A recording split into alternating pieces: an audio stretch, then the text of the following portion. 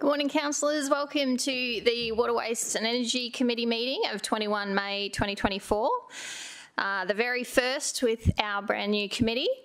I declare this meeting open at 9:01 a.m. Firstly, welcome back to our previous Water, Waste and Energy members, Councillor Hamill, Councillor Young, and Councillor LaCastro will be joining us in approximately 8 minutes. A warm welcome to our new members, our new Deputy Chair, Councillor Wilkinson, Councillor Doran and Councillor Patterson, and thank you to our visiting councillors, Councillor Fowler, Councillor Martin and Councillor Taylor. So I would like to advise attendees that this meeting is being webcast and audio recorded, so a big welcome to those joining us from home also.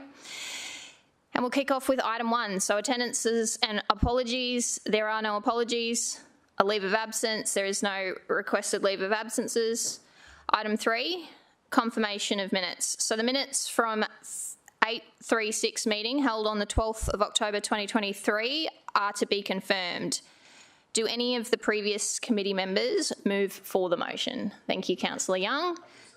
Thank you, Councillor Hamill. All those in favour, raise your hand. That motion is carried. Moving on to item 4, conflict of interest declarations. Does any councillor have a conflict of interest to declare against any of the items on today's agenda? No? Excellent. Okay, moving on to item 5. So committee forward planning schedule. Members, you'll note there is no forward planning schedule listed, so I was just going to ask the EGM if we could get some details on when that will be forthcoming. Yes, Chair. We will provide a forward planning schedule in the next fortnight. Any questions from the floor regarding the forward planning schedule? Excellent. Okay, great. So currently, we have items 6.1 and 6.2 as starred. Would anybody like to have those items unstarred? Councillor Hamill? Questions on both items, please, Chair. Excellent. So can we unstar both 6.1 and 6.2? Which means all items are now unstarred, so we'll move on to reports and presentations, starting with 6.1, Waste Management Services Monthly Financial Report for March 2024. Thank you, EGM. Thank you, Chair. We have some presenters today to walk the new committee through the reports, the structure of the reports, what to look for, and to seek a discussion on what this committee might be looking for from future reports for the financials. Thank you.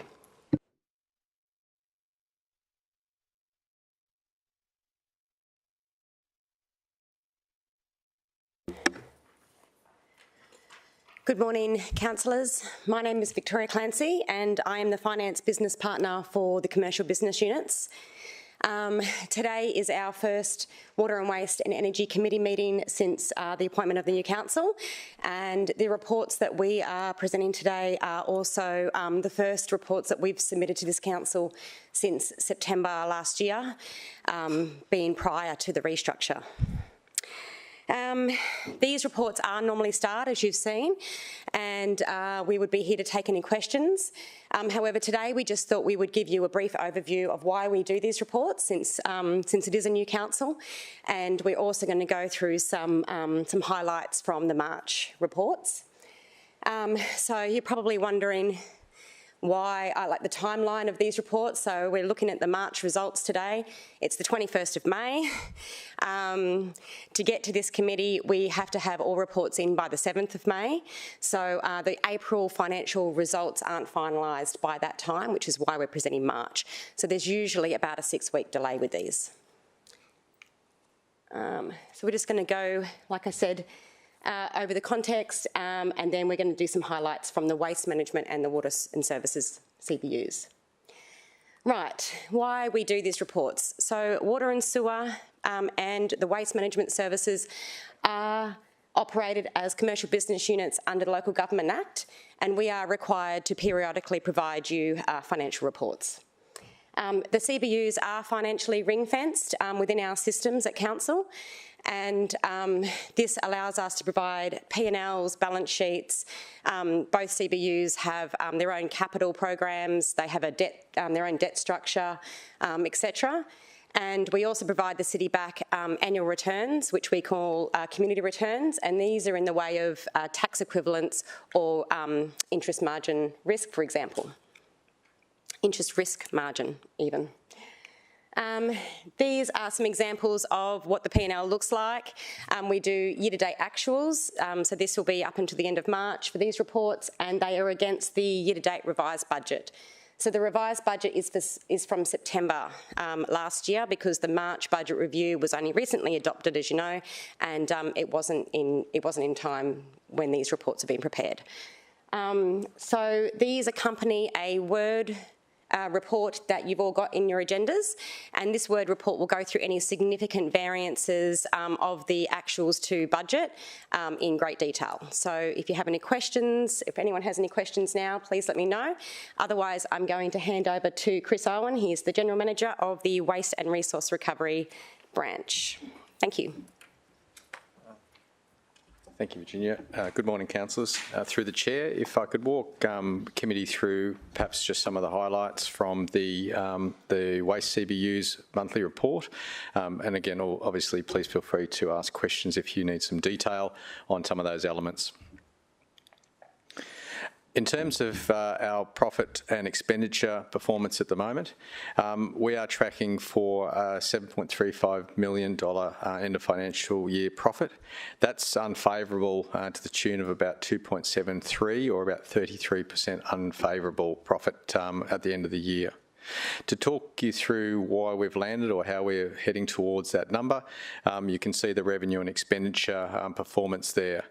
The operating revenue is generally on track. It's about $100,000 down at the moment, but at the end of the financial year, that revenue should come in at about $138 million. The expenditure, on the other hand, is more materially unfavourable.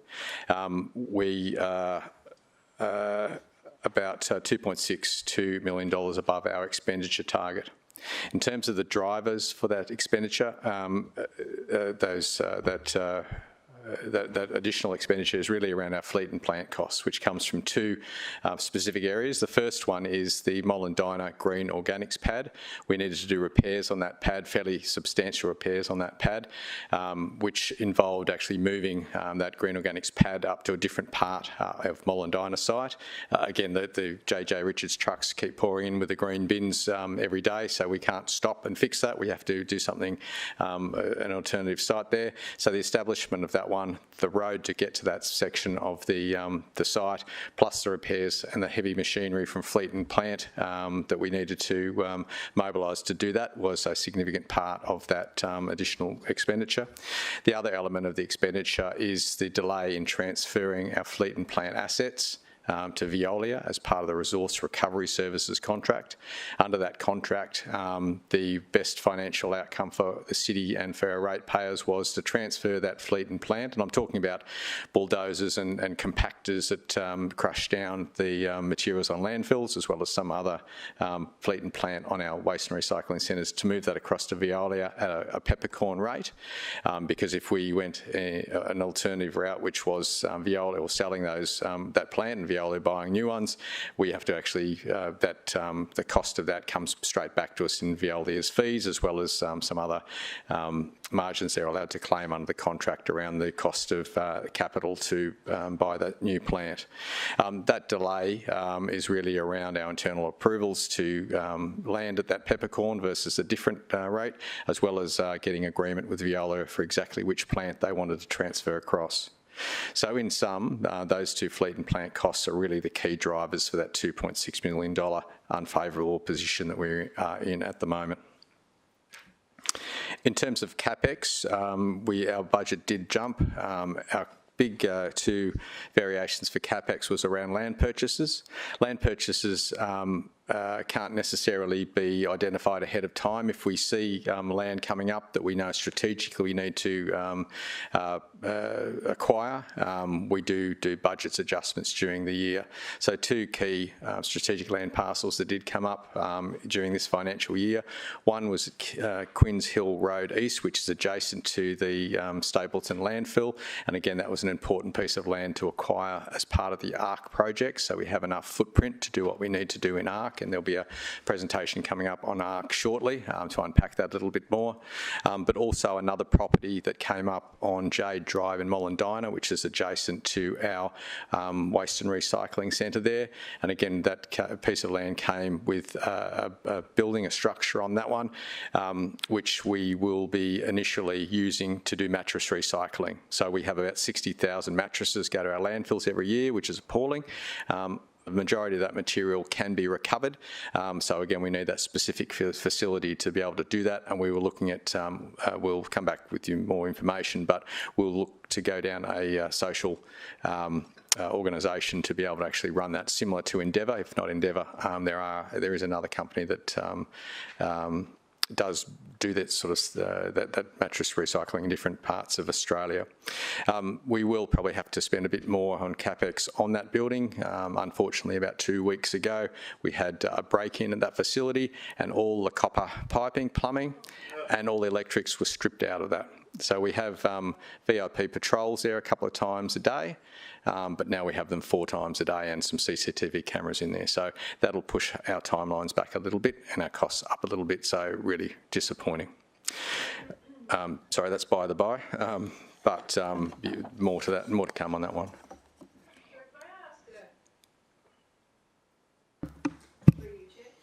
Go ahead.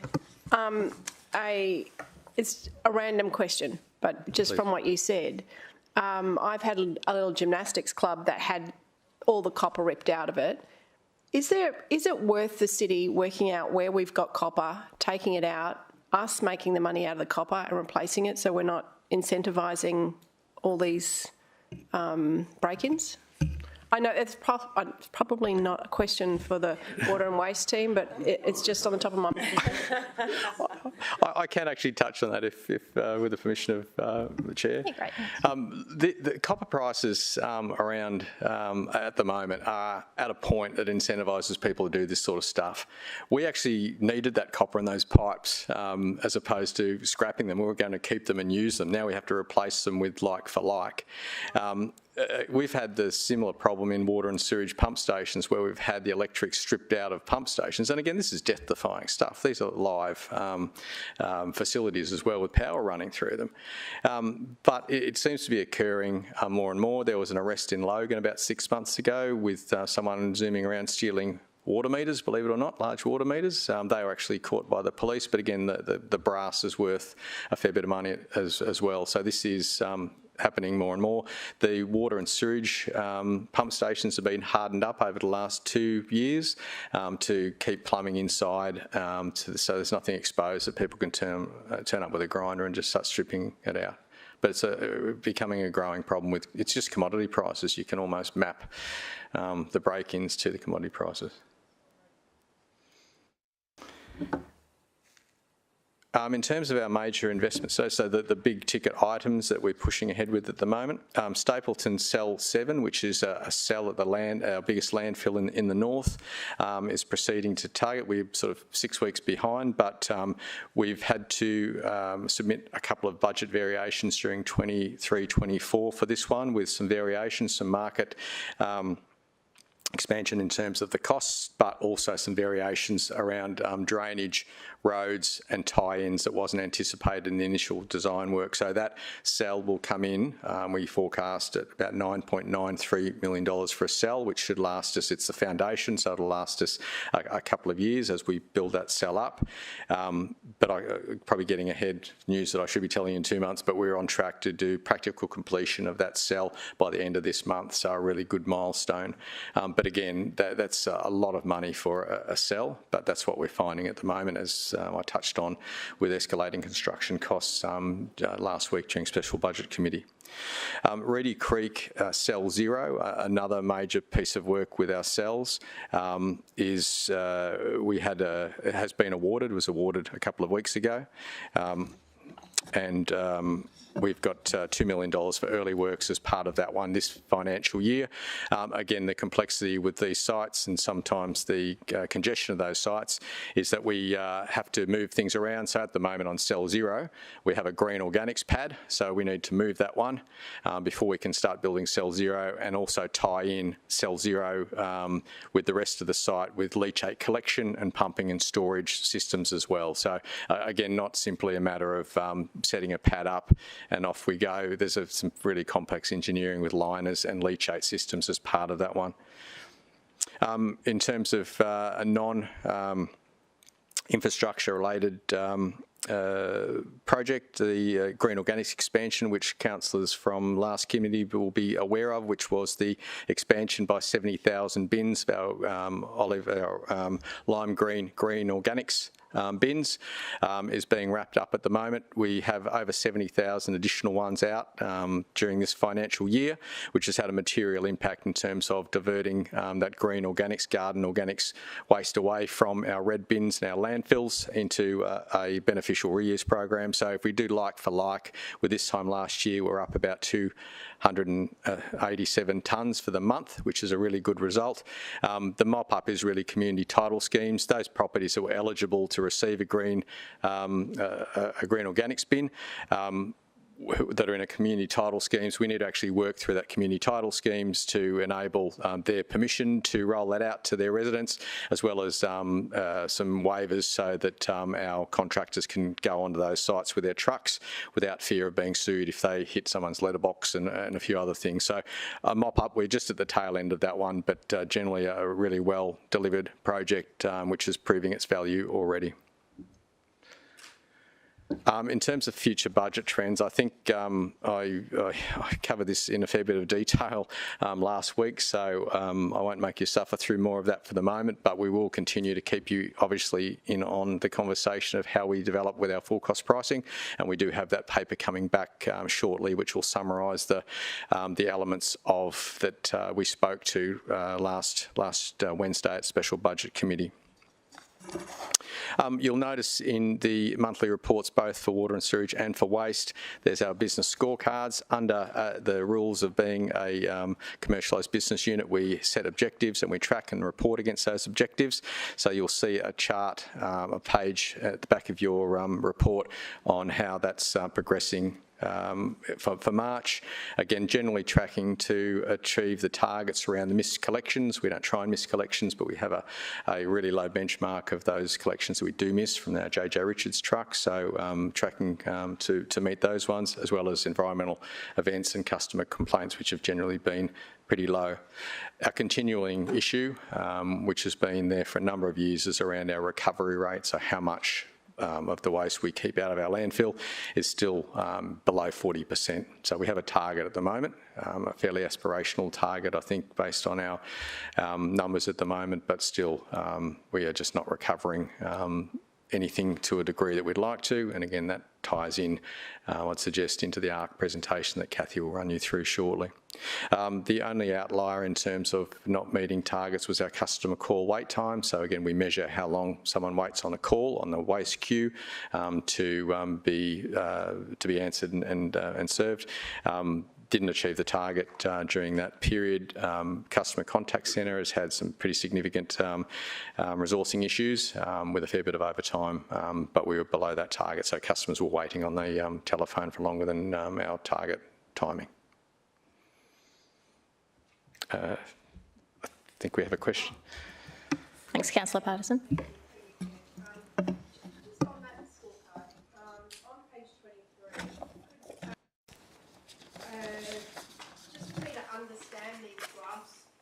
Oh, apologies. So on page 23, just to understand the graphs better, the one valid litter, odour, dust and noise complaints, why does the target increase on that one? It's a cumulative target over the year. As a cumulative target. So okay. we average that out, and if we if our tracking is below that green line, we're on track effectively. So how come it is done differently to the other ones? I mean, could you just do it the same as the other ones, like the average call handling or the post? Look, we can remove that one. That's not an issue. I think it's just an additional bit of tracking data. But Okay. That's all right. Okay, thank you. Oh, no, I see now. Okay, thanks. Appreciate it. Chair, possibly too, that's actually something we have to report through to the regulator as well, and they don't care about the month-by-month breakdown. They just want to know how many complaints for the year. Thank you. That's all for waste for the moment. Sorry, another question, Councillor. Thanks. Councillor Young. Thanks, Chair. I had a few questions I wanted to air.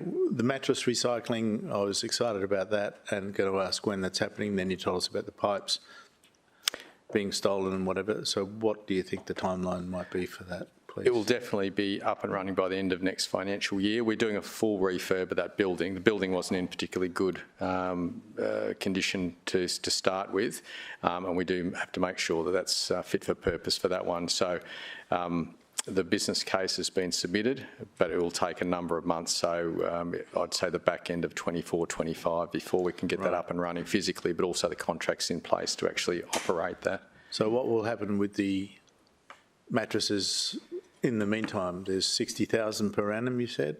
That's correct, the same. Are we that's been happening for a stockpiling number of them, or are years. they just going to landfill? They'll have to go to landfill for the moment. In terms of stockpiling, it takes a huge footprint.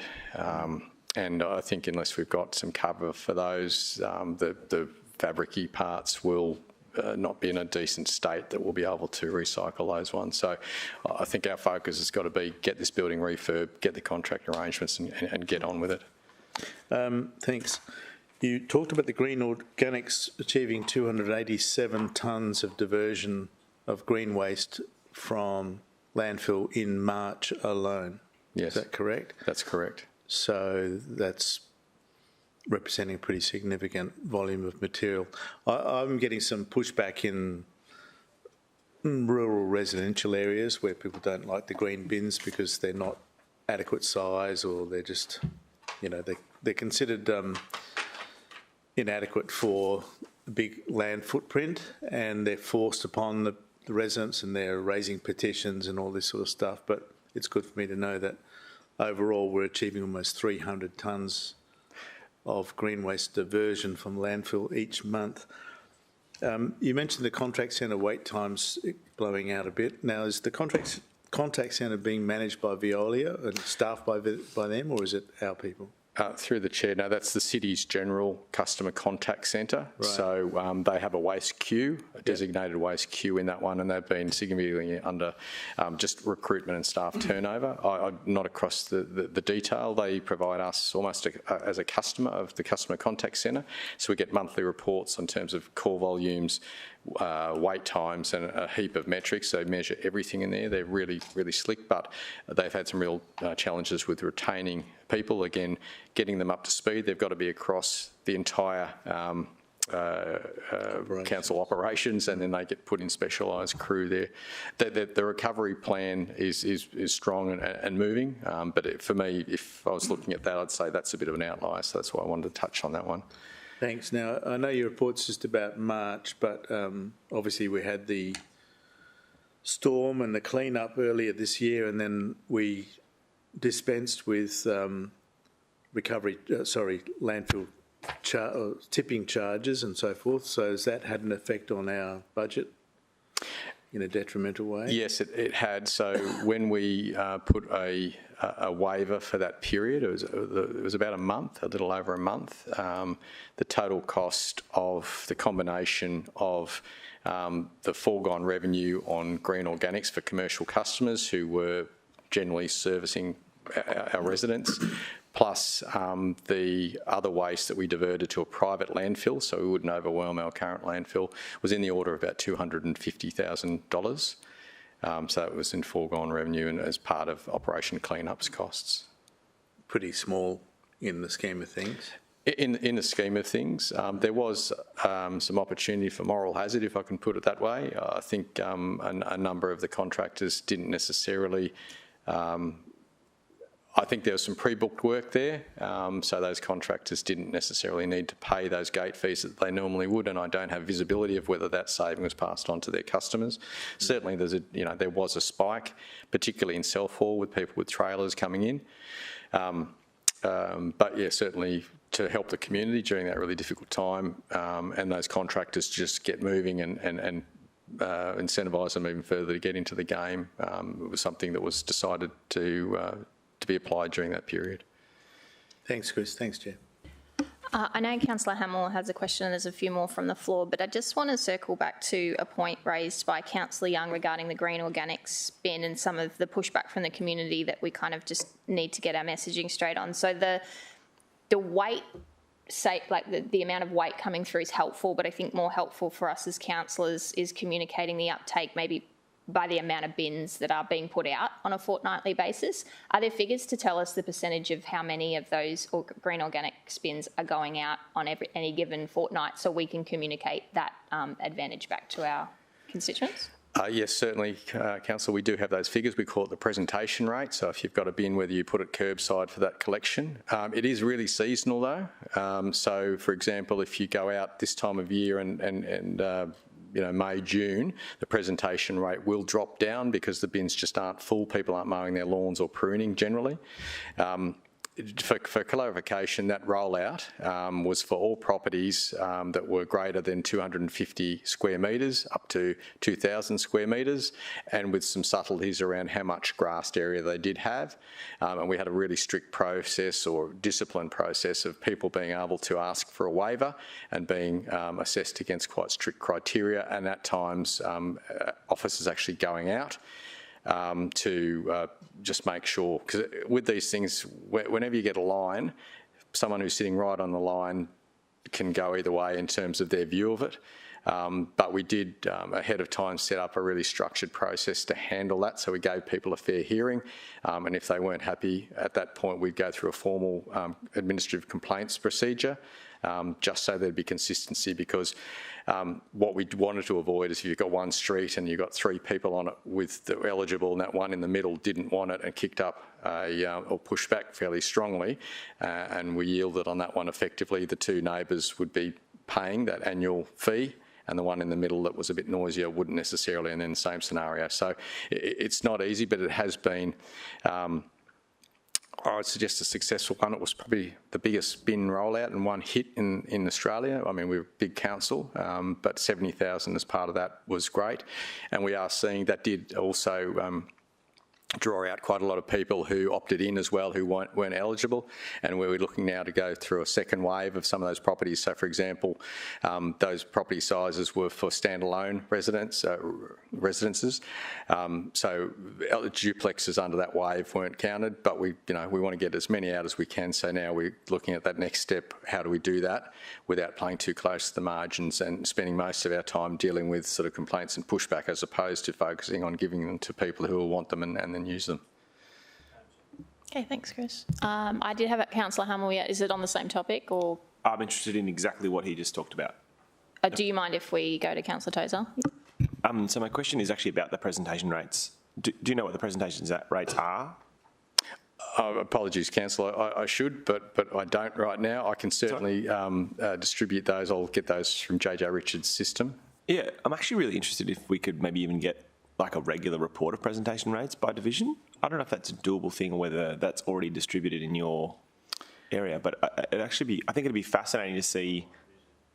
Sorry, through the chair. JJ Richards there in truck software, because again, a lot of their collection systems feed straight into our invoicing system. So I'll need to talk to JJ's about the ability to regularly do that and the administrative burden of that one. My view is I'd love to see it, just to see how we're tracking out there.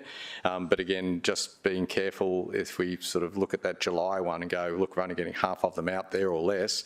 It's really because it's such a seasonal one, and in understanding that, in December and January, they are full as a goog. Yeah, but I think as councillors who are regularly in touch with their communities, like understanding some of those presentation rates could actually really help us kind of help people make better decisions when it comes to managing our waste, which I think is a good thing. So yeah, I don't know if I can my question is, can we get a regular presentation rate piece, not just with green bins, but with all the bins at different times? I have another question about that presentation piece. I've noticed when I don't put my green bin out, the truck flies right past. Is there like an RFID type identifier or sensor? Are they using sensors to work out when the bin's there, or is it just visual? So two different models. With the bulk bins, there's a sensor on there because under the contract we pay per lift. So if JJs drive past without lifting a bulk bin, bulk bins are the big ones that you'll see in units and commercial properties. So that'll sort of ping a signal, so we know, we can verify that they've lifted that bin, and we pay them to lift that bin. If they didn't lift it, we don't pay them. With the broader fleet, the contract, because of the sheer volume, we have the number of bins in the fleet, and they get paid a fee to pick up or service that fleet, whether they're all out or they're not out. So they still have to drive through those routes. So in terms of their cost base, generally it's about the same whether they pick it up or not. It does mean they get back to the drop-off zones a bit quicker, but we don't have an RFID code or a signal on individual wheelie bins because they get paid whether they're presented or not effectively, because they still have to drive past that address. So the only way that a truck driver, a garbage truck driver, will be able to pick up a bin is because it visually identifies that the bin's there? Yes. All right. And that's why with missed collections at times, one of the reasons they do miss collections with parking and bins being sort of tucked behind something is one of the reasons they will miss those bins from time to time. Right. So with the drivers, generally the drivers drive the same routes, so they're intimately familiar with addresses, much like the postie knows where the letterboxes and those sorts of things are. It does get a bit tough when you get staff turnover and they're driving new routes, and that's when you see the missed collections do sometimes spike just because they're not familiar with those routes. Chair, could I add a little bit of other context onto this for Councillor Tozer? So not FRID, but the system is actually sophisticated enough in the trucks that GPS can tell what property it's in front of. So while they will go past at speed, it's normally at a slightly reduced speed, and they can tap the computer screen and it will take an image to show that the bin wasn't out or if the bin was obstructed. So normally when a customer then calls the customer contact centre and says, my bin wasn't collected, they have access to that, be able to say, oh, well, the truck went past at 8:15 and I have a photo here showing the bin wasn't out. Put your bin out button will come back around to it, or the bin was behind a car. If you could move it around, the truck will come back through. So it doesn't use RFID, but it does have a fairly accurate GPS system that can identify what property it's in front of. There you go. Thank you. Thanks for the question, Councillor Tozer, and I do echo, I really think that the presentation rates are a critical piece of data to inform us, because what we're asking people to do is to change their behaviours, and we kind of need to know how successfully that's occurring, and the weight is only minimally helpful in identifying the uptake within our community. So if we could flesh out a way to find those presentation rates so we can work with them, and it might be targeted education to our communities about changing their behaviours so that they can make the most out of that green bin, that would be great. I will go to Councillor Hummel. Did you have a follow-up question from the initial part of the presentation? I have some other questions, Chair, but just Councillor Wilkinson, I think, has a question on this that he asked me before, so if you want to come to him. Thanks, Councillor Wilkinson. Thank you, Chair, and thank you, Councillor Hamill. Chris, just going back to, look, I'm a big supporter of the fact that we've got almost 300 tonnes each month of green waste getting out of our landfill. I think that's brilliant to start with. Getting out of our landfill. But what I just wanted to touch on was actually in relation to Operation Cleanup, kind of further to what Councillor Young was touching on. But I just wanted to get a confirmation from yourself, perhaps now, I'm hoping, just in relation to, I believe that through that cleanup operation, the Suntown tip was utilised as a bit of a green pad during that time for waste. Can you just confirm that though was only temporarily, like a temporary arrangement? That wasn't something that was going to be an ongoing situation from my understanding of things? Through the Chair, certainly, Councillor. No, that was the nature and the location of the damage made Suntown a helpful place to process, and that was really just for Operation Cleanup, because historically there's that flat area there with good traffic access and traffic control, so that was just used for that exercise. We'll be coming back to committee around the future and some options for that Suntown site. but certainly it's not something that's happening on an ongoing basis. It was shut before then and just opened for that. Much appreciated. Is there any more questions from the floor? Councillor Hamill? Chair, I had a question in regards to the cost increase for the Stapleton and Reedy Creek landfill and the explanation given about unexpected tie-ins to leachate pipes and whatnot, and I'm a bit confused by that because that's a fairly standard scope for that kind of project, is to have to tie into existing leachate and methane connections and whatnot. So is there any more detail of why that was missed in this initial scope for these projects? Certainly. Through the chair, look, good question, and that is a general part of setting up a cell. You do need to connect that into an existing system, so it's just like replumbing if you put a new part of a house on or whatever. The difference with this one is that we've got two separate systems, one at Stapleton and one at Reedy Creek. Stapleton, the leachate's collected in large tanks and then is tankered down to Coomera wastewater treatment plant for treatment, so it's bled in to the treatment plant and treated before discharge. The difference with Reedy Creek one is that it's actually plumbed directly into our sewer system, which ends up at Merrimack Sewage Treatment Plant. Because during big rain events, we have had spikes in the amount of leachate that's been generated, so stormwater moving into those cells and then being captured in leachate, that disrupts or can disrupt the Merrimack Sewage Treatment Plant fairly significantly with that bolt of material or volume coming through and wash out the biological processes. So further work on that identified that we could use a balanced tank system. So putting tanks as part of that leachate system, so the leachate then flows into these tanks and then we can trickle it through into the sewage treatment plant at a more controlled rate. So that wasn't contemplated when we first looked at that cell, but it's what we want to do to address these peak flows. So, Chair, just to confirm, so it was considered as part of the initial scope, but during detailed design, a more efficient system was identified that has cost a little bit more money. Through the chair, that's correct. So the difference is the tanks, essentially. Right. Chair, a general question. So there's a few references in both reports around the RRS contract with Veolia.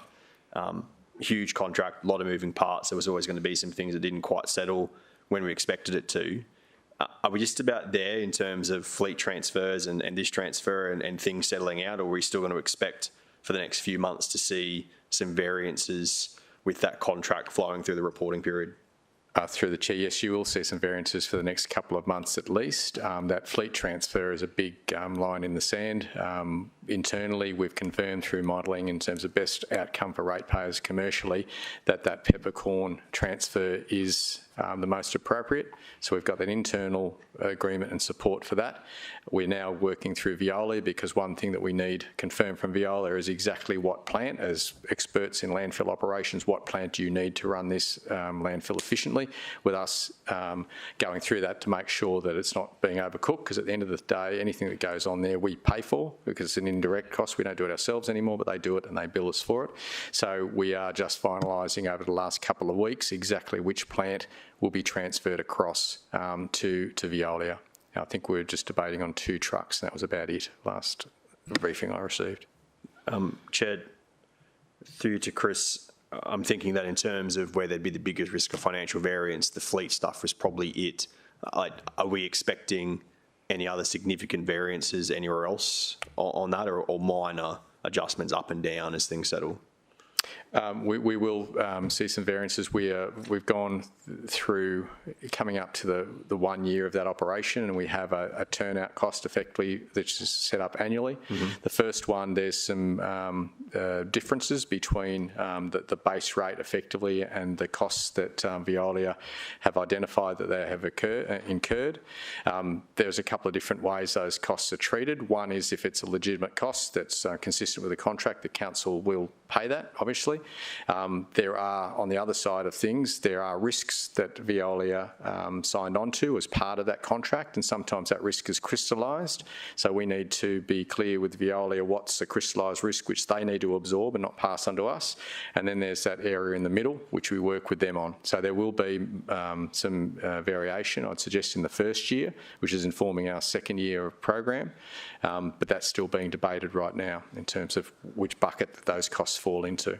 Chair, entering into that contract was a significant move for the organisation and one that was heavily backed by officers as the right way to go. Apart from the reporting through the financials here, are we going to see sometime in the not too distant future a report back on the success, or a report back on the contract for the first 12 months? Is it achieving what we hoped? Where are we very much off target of where we thought it was going to? So more reporting outside of just the direct financials, I guess I'm asking. Yes. Through the chair, I think that's absolutely appropriate. We've got those major contracts operating at the moment, so I think it would be appropriate that we do come back to council periodically to talk about how they're tracking. With the unique nature and the new nature of the Veolia RRS contract, it is absolutely appropriate that that one gets that focus to let you know, based on the journey that council went on over a number of years of changing our business model, how that's actually landing. Especially very much when not the only reason, but one of the reasons was it was going to save ratepayers money, and to actually be able to see the tangible results of that on paper would be good. Chair, I did have one question about the green organics, so up from 10.1% to 19.3%. So I guess two questions. One, are we happy with that as a first spike over our first summer period? And the second question, what was the contamination rate? Thank you. Through the chair. Effectively, we're quite pleased with the impact that had, because if you look at the broader diversion rate, that gave us about a 5% total kick. So green organics is the low-hanging fruit in terms of being able to get that out of the red bin, get that out of our landfill. So I'm not sure of the announcements, but we did apply for state funding out of the money they're collecting under the waste levy to fund that. So it may well be some seriously good value for money as well, pending that grant announcement. The second, sorry, can you repeat the second one, please, Councillor? Question. So it was, are we happy with that as initial jump, and what was the contamination rate? Good. Yes, really happy with the result. Contamination rate is something we've been watching like a hawk. That will undermine any green organics program in Australia, and is the topic that people are absolutely watching and measuring. You may well be aware of the situation in asbestos in Sydney mulching that got media not that long ago.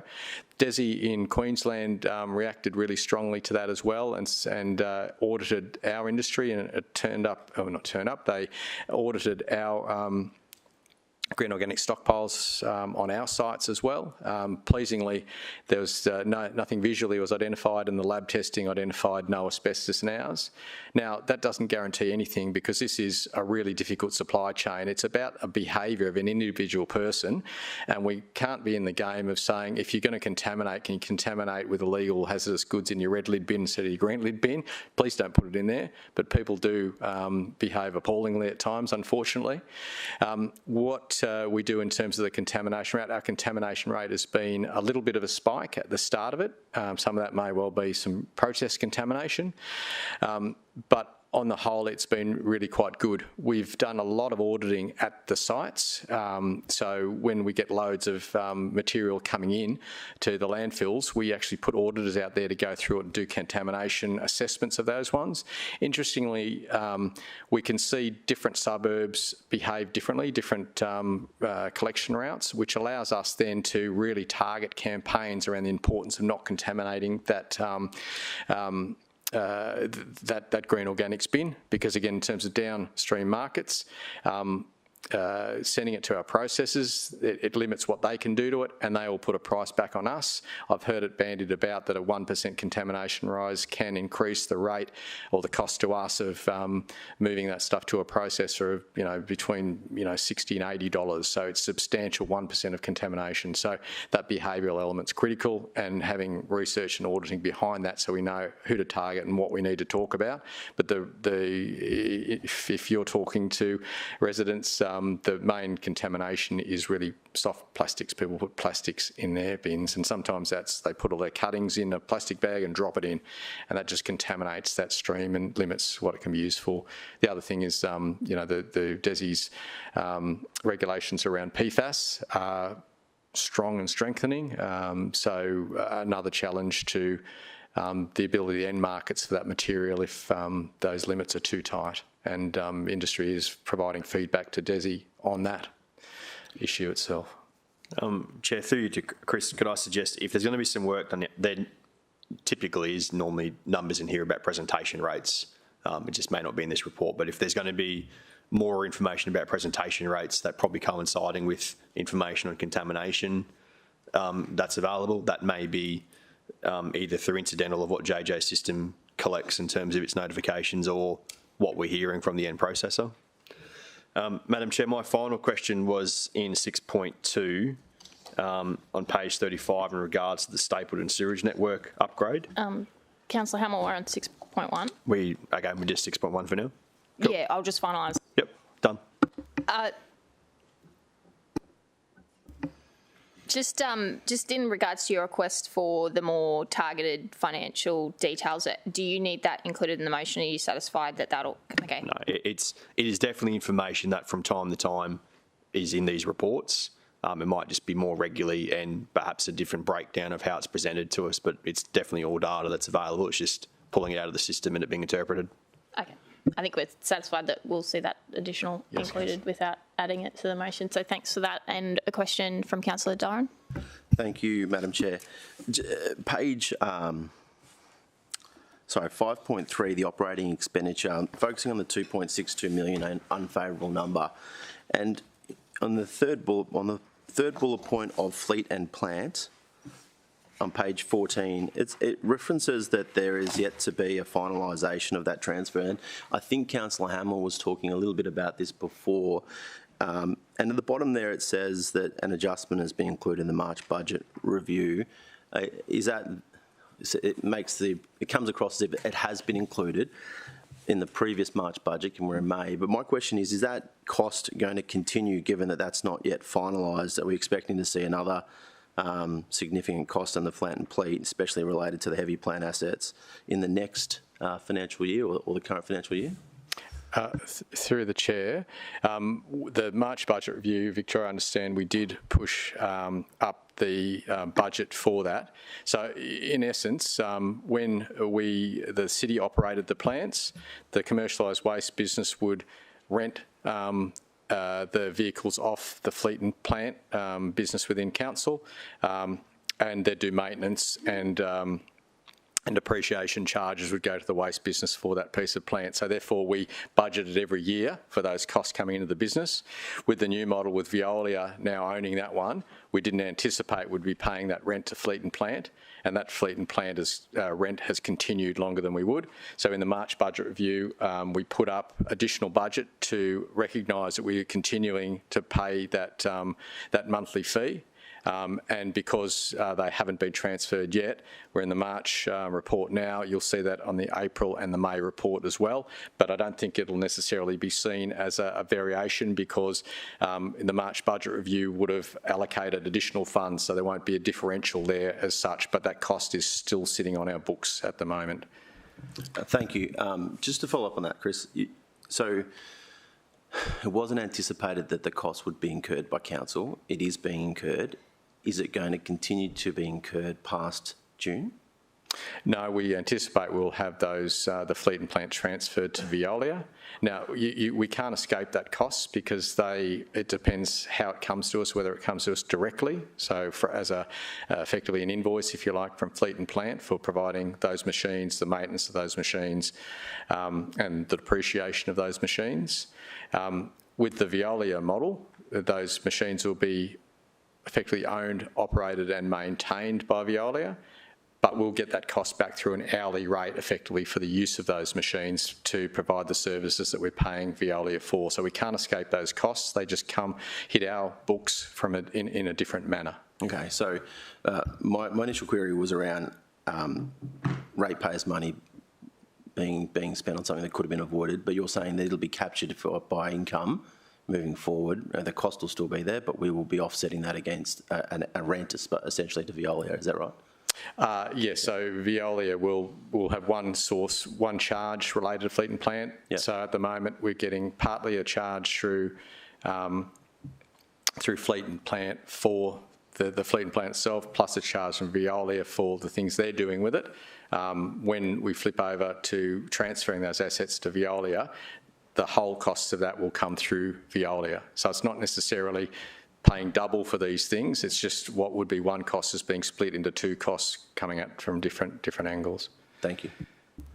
Great. Councillors, if there's no more questions for 6.1, I'm going to ask if we can get a mover for the recommendation. Councillor Patterson, someone a second. Councillor Young, thank you. Would you like to speak to the motion, Councillor Patterson?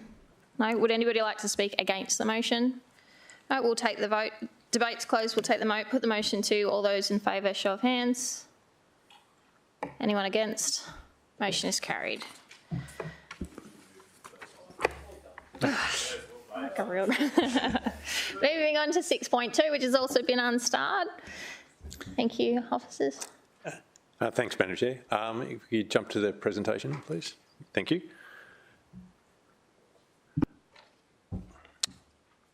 Next slide, please. I've got the clicker. Okay, thank you. Thank you, councillors. I'm here to take you through the equivalent report for the water and sewage business. So, year to date, the business, we are tracking slightly ahead of our budget. We're 175 million, so that's 8.3 ahead of where we thought we would be at this time when we put the budget together. So made up of a number of things. So on the revenue side of the business, we've got higher water and sewage charges than forecast. So with those, we've got a mix there. We've got some of the higher water charges that can be residential, but a lot of the ones where we've got higher sewage charges, that's where we've got our commercial customers producing more. So residential water use is highly dependent on weather. So it'll come out, when we have a hot, dry spell, we'll end up with higher water usage charges. But when we see it in the higher sewage charges, that's where our commercial customers are actually producing more product or using more water through their operations, and that's what's playing out at the moment. What's partially offsetting that, we'd actually forecast for slightly higher growth than we've actually seen in our connection charges. So some of our access charges is slightly down. Not hugely significant, but it's about $1 million under where we thought we'd be. With our operating expenditure, what have I done there? That's also tracking well. So the one that's up is the bulk water. So the bulk water tracks the water usage charges. So if we're selling more water, we're buying more water from Sec Water. So that's they always go together. The other one you'll see is that our fleet costs are actually up a little bit as well. So similar to what Chris was talking about, we've got a major contract within our water maintenance business. So that's the asset lifecycle delivery service, so the ALDS contract, where we partner with Gold Coast Infrastructure Solutions. Part of that contract was that we were going to take all of our fleet and plant through that contract. The transfer to doing that through the earlier part of the year wasn't as quickly as it was, so that explains the higher fleet costs.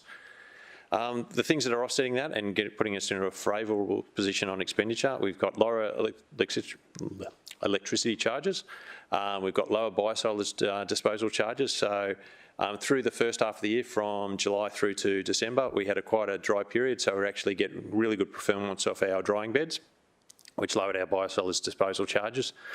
Material and services are slightly down. That's almost a direct offset with the fleet stuff that I talked about earlier. We had planned to take the fleet through ALDS contract, which would have hit the materials and services line, but we're actually taking it through fleet and plant, so it's hit that line instead. So they're one's up, one's down. And finally, we've used less consultants than we had forecast at the start of the year. So they're the major changes in our expenditure. On the capital revenue, what we've got there is that's one that's really quite difficult for us to forecast. Capital revenue for us is when we get donated assets through our developer industry, and they come on when they come on. The other one where we get a lot of these assets is through the things like Coomera Connector, Light Rail, as they're renewing assets that we would have in there. They hit our revenue as well. Okay, just going on to the capital program. At the start of the year, we had 60 projects. We've now got 62 projects. Year-to-date expenditure 80 million, so we are 24% behind on our forecast, and we are not expected to make all of that up by the end of the year. So we are tracking below where we expect to be at the end of the year. Major projects that I'll just quickly hit on, Merrimack. So at Merrimack, what we're doing there is we're building a new dewatering facility.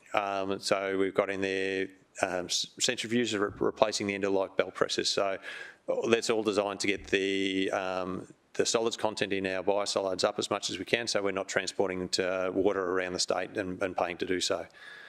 At Coomera, a fairly big extension to the work we've been doing at Coomera. We're duplicating the inlet works. So that's quite a significant project there to do that. So that's the screening before the sewage hits the main treatment tanks. Stapleton sewage network upgrade. So this is a diversion and expansion of the Stapleton network. It is compatible with what we're doing with the ARC project, but look, we need to put this in place to actually, redivert this sewer catchment in that area. Elanora, what we're trying to do there is use our existing tanks at Elanora and put a MAMBR system in, which really is an intensification of the current tanks, so trying to get more out of what we've got there. That's going to mean we've got what we need for growth going through in Elanora, but also importantly, it gives us some redundancy to allow us to do some other works we need to do in the renewals at that site. And finally, at our Pimpama treatment plant, that's mainly around a recycled water pump station, trying to upgrade that recycled water pump station to meet the current needs of that site. Righto. Some of the things that we pulled out of the scorecard. Oh, sorry, one other budget trend just to talk about. There has been a change in the SEQ policy. So now when a customer has a concealed leak, the SEQ will actually contribute their part of the concealed leak. So that's a budget improvement for us. On our scorecard, one of the most important one is the water quality. We are tracking to achieve our water quality, so that is that we're providing safe drinking water to our customers, and one of the things that, as a water business, is always absolutely at the front of what we do. Environmental performance, we're year to date 18 reportables versus a target of 5, so we are exceeding that target there. For context, last year we had, at the end of the year, we had 15 versus a target of 5, so still trying to work there. There are a mix of items that come up in that, so we have things like when we're holding at our treatment plants and we're reaching capacity in there, and we've got to pump out of hours when we're discharging, so we've got to report that. When we have a sewer spill, odour complaints, these are all different types of environmental reports that we would put up. Priority 1, response time. Now, we've always put a target of 100% response within 1 hour. Our current performance for both water and wastewater is around about the 90%, while one's a bit over, one's a bit under. And that's in line with historic performance, and there's always a challenge there of trying to get around the Gold Coast in the traffic and what's the right amount of people to have on call for out-of-hours work and what's value in that regard. But yeah, so we get 90 as opposed to our 100%, which we'd love to have. Our duration of unplanned water interruptions is again slightly above target. We try and get our duration of interruptions as an average of 2 hours. We're slightly above there. The rest of the customer satisfaction metrics, I think, are fine. So through the chair, that was my presentation, or what we try to explain. Then happy to take some questions. Thank you very much, Mike. Councillor Hamill, I'll come back to your 6.2 question if you'd like to pose it now. Thank you, Chair. So the question was in regards to the Stapleton sewage network upgrade. Now, this project's been on the books for a few years now, working through the process, but I was just looking for confirmation. The associated rising mains that are discussed in the scope of the project, does that include the rising main that failed in January? Through the chair, partially. So the rising main that failed, we're going to renew, I'd estimate about the final third of that as part of this project. The first 2/3 of that main, and there are actually two mains there, it's not just the one main, but the first 2/3 of that, once we have the diversion in place, we'll have capacity to actually get in and slip line it. So that was the original plan prior to the stapling and sewage bill.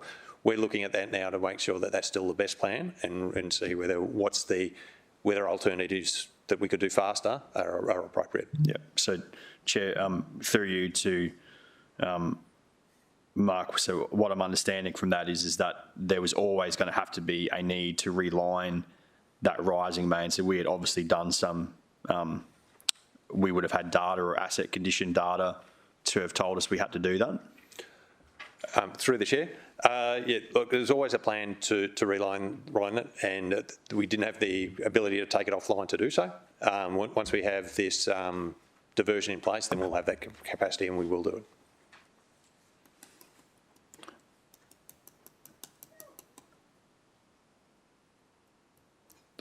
Chair, I might leave that for now, but I may come back. Yeah, no worries. Thanks, Councillor Hamill. Councillor Young. Thanks. Do you mind if we go back to the previous slide? So, no, it's not that one. No. Sorry, the slide where you said you're 24% down on expected.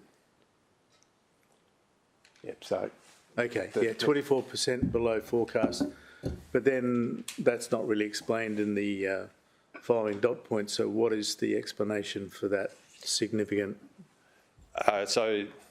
under delivery, shall we say? Please. In the full report, there's a number of lines that again. So as an example, there was a allocation for $7 million for a land purchase that hasn't taken place. Additional ones, some of the renewals are behind. And then some of these major projects, like to give you a proper answer, I'd have to go through and I can prepare a proper answer and I can send it around to the councillors if that was what you'd want. But there's outlined in the report are a number of different projects that are lagging. Okay, thank you. And there must be something wrong with the other dot points because you're indicating reduced costs, and I haven't seen any of that in the last year. All of our projects are just going up by 30%. You've got costs there coming down. Original budget 46.1, revised budget 45.3. So my congratulations to you on achieving that. Yeah, I don't have any more questions. Thanks, Chair. Councillor Hamill, just appreciating that there is a significant external review on the causative factors of the rising sewer main. I'll just ask any questioning relates primarily to the item 6.2, but I'll take the question. Yeah, which it does, Chair, because it talks the scope of the project that has been on the books for a few years. I just want to understand a little bit better. So I know that there was always a new pipeline to be built, so we were going to directional drill under the river and put a new pipeline through, and that was needed, and that one of the reasons it was needed so that this pipeline could be shut off for a period to be relined. Mm-hmm. Was that because we just know the age of that pipeline, it requires reline, or did we have asset data to tell us that it required to be relined? Otherwise, why was it in the scope? Through the chair. Look, and I suppose this is what we're going through in the review process, and we'll have that report coming back to council, or the recommendations of that report to come back to council at the end of June. When we were looking at this, there has been failures on this rising main, as we're aware. We are looking to come up with the best. Officers had worked out that we wanted to reline the main. The exact cause for that, it predates me. I can find out, and it's going to come out in the review as to why we're doing. But the plan was always that we were going to have the diversion, and then we had the ability to actually work on this main once it was, I suppose, the load was taken off it. As it stands at the moment, it's not something we can do. Chair, happy to leave that for now. Final question. Obviously, with the sewage spill, there's been significant costs through tankering and overtime of officers and the actual repair. A lot of costs have been incurred. What month would we expect to see those costs in the financial reporting? Through the chair, those costs are still accumulating. So at the moment, we are the cost of the repair, the cost of the tankering, all of those things we would expect to see in the April financials, because that's when they were incurred. But other things that we're actually doing at the moment, like looking to expand our condition assessment, things like that, the project is still incurring costs now. So we're trying to build our intelligence on that asset. Thank you.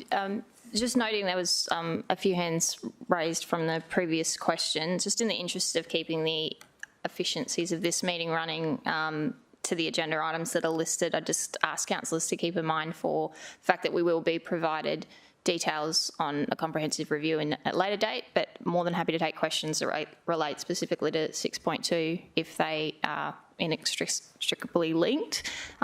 So any further questions on 6.2 from the floor? Councillor Young. Thanks, Chair. I did have another question here. Second last dot point, you've got likely increase in costs forecast for managing PFAS.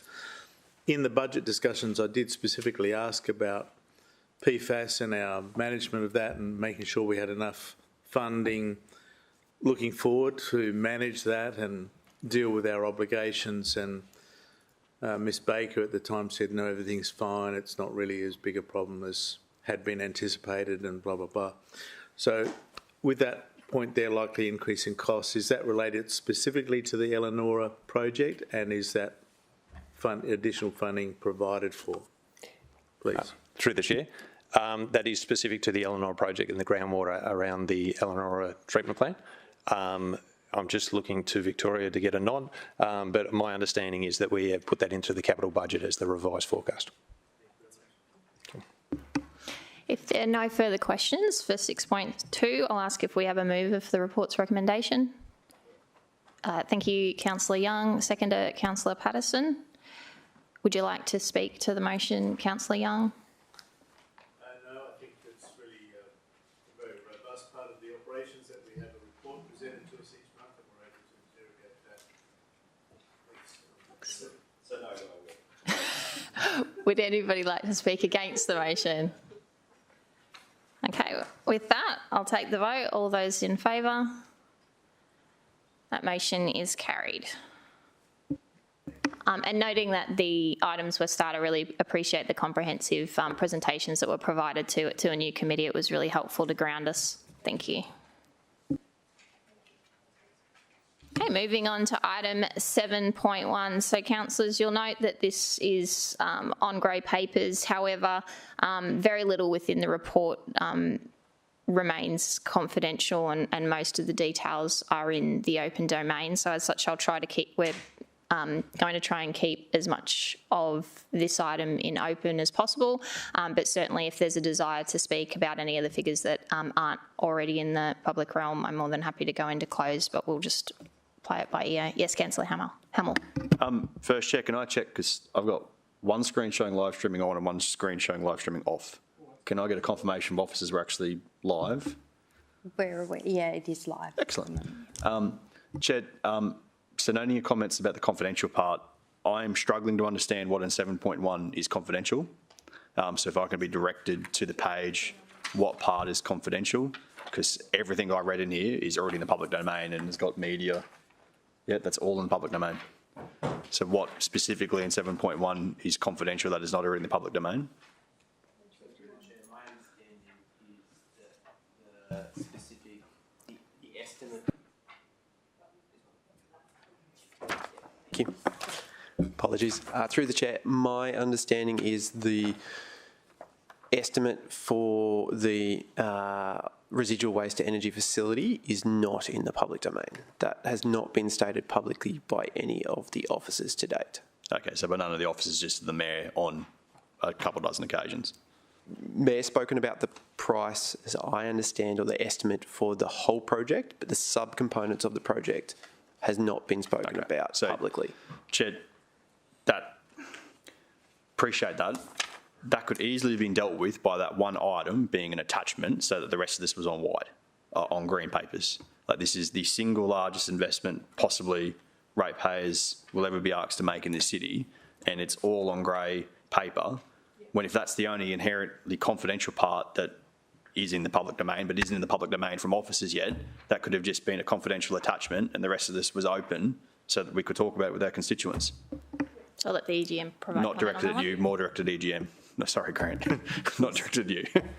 Through the chair, and yeah, I agree with the comment, and we will do better to ensure that as much as information as possible is available publicly from the get-go. However, with the chair, we have identified the one figure that made this confidential. We're happy to not discuss it so that we can move this into open session for today. And so can I just check that's the figure on page 51? 53. 53. Yeah, and through the chair, it's in two sections. 53 and 51? Yep. Okay, that's cool. Thank you, Chair, for the clarification from officers, and would appreciate if we can get to that position on what's confidential and what should be in the public domain for our residents to see. Yep. Councillor Patterson, did you have a question? Yes, through you. Just following up on that, is it possible for you to alter the paper so that it is able to be available before full council? Through the chair, yes, we will. Excellent. Thank you. Forward to the presentation. Thank you. Good morning and thank you for the opportunity to talk to it. My name's Grant Gabriel. I'm the Program Director for the Advanced Resource Recovery Centre, or the ARC project. What I might do is start today's presentation by asking for our first video that's gone public around the project, because it gives you a lot of the background. It condenses about 30 minutes into 2.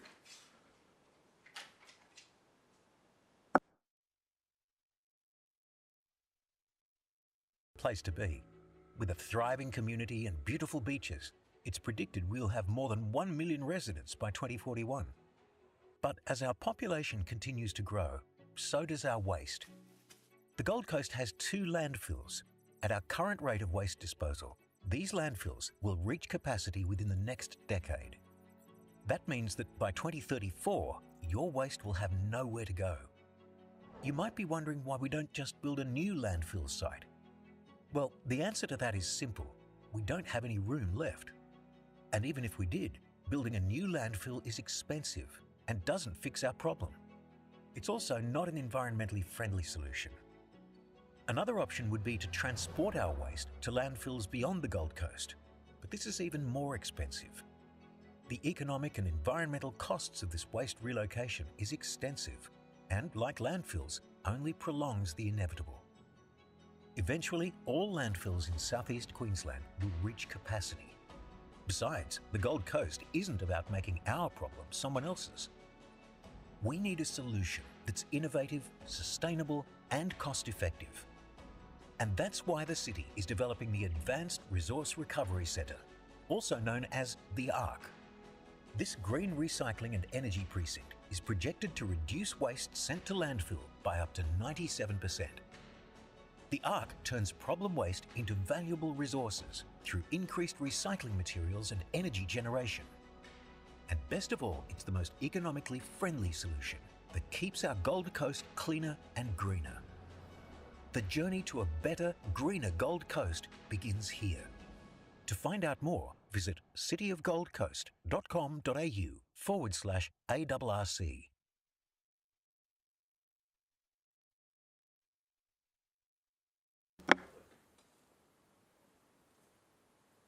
Madam Chair, can I just, sorry to interrupt, but I'm gathering the streaming is on, but this one says it's on and that one says it's off. So I thought I better just... We've had some reassurance that it's definitely on, and we are in open session. So we had a quick discussion of the only part of the report that we're not allowed to speak to. Did you need clarity? Oh, yep, great. Sorry, Chair, just before the presentation starts, my apologies, but I'm going to have to excuse myself at 10:20, so I'll just have to leave. Thank you, Councillor. So once again, thank you. Look, the Advanced Resource Recovery Centre, or the ARC, is the city's future to waste management. It comprises a number of different components, as you have on the screen, and also there is a handout that was provided to each of you beforehand, provides a bit more detail, and I'll run through what's in there in a moment. But effectively, the Advanced Resource Recovery Centre provides the city three main key outcomes. The first is starting our path towards zero landfill and removing our reliance on needing to build more landfill.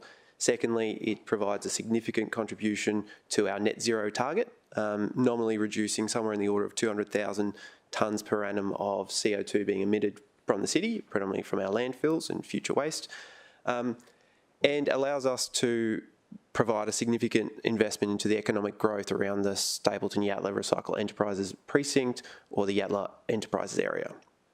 The city over the last 3 or so years have been working on a plan. As per the animation, the landfills on the coast are nominally will be at capacity in the early 2030s. 2034 is probably our best outcome. There is some variability on that based on the number of disasters, like we were talking about in the previous items. If we have another Boxing Day, it could take another 6, 8, 10 weeks off us in a single day. The precinct comprises the items you see on the screen, the sewage treatment plant at Stapleton, which has been on the planning for at least 20 years by the city, a new recycling facility aimed at the yellow bins that we collect in the city, a new residual waste to energy facility, which will manage our residual waste once we're recycled and recovered as much as possible, construction demolition waste processing facility, a hydrogen refuelling station.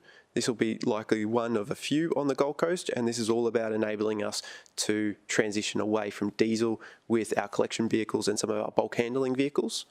An organics processing facility to handle what's coming through on our green bins. As per the last discussion, we've got a significant rollout of those bins, and we're looking at being able to process those ourselves. Community Education Centre. Chris highlighted one of the objectives is for the city to hit 48% resource recovery. We're currently in the mid-30s, and we see, even after concerted effort of 10 years of waste minimisation and waste education programs, that we need to continue that. So within the ARC program will be a community education centre. And then in addition to that, we'll be utilising surplus areas within the park or within the precinct to develop our recycling enterprises areas, seeking off-takers for any of our resources that we are able to recover, and opportunities for others to utilise green power that we produce, heat, steam, any other of the byproducts.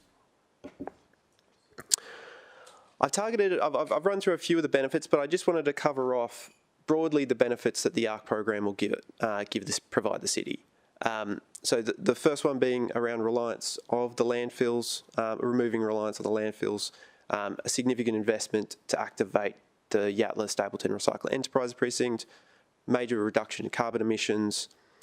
When we look at the alternative options that the video discussed, in particular the opportunities or the option of using other landfills, other commercial landfills, because landfills on the Gold Coast will be at capacity and we have no other land available for them. We're in the order of about $1.8 billion of additional costs. So beyond the cost of the ARC project, which has been public talked about as $1.6 billion, we're talking somewhere in the order of $3.5 billion for an alternative traditional landfill solution for the next 30 years. Creating economic growth, so the estimates at the moment is in the order of around 2,000 jobs during construction and around about up to 170 during operations. Those will be permanent jobs for the life of the plant. Massive increase in recovery and landfill diversion. The number we're currently talking about is towards 97%.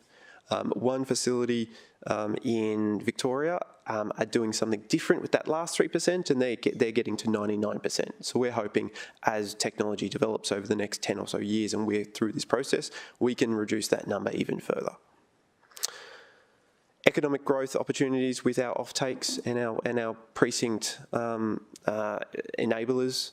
And a really great outcome is offsetting 100% of the city's, so the city operations, energy use with any of the surplus green energy sold back onto the grid.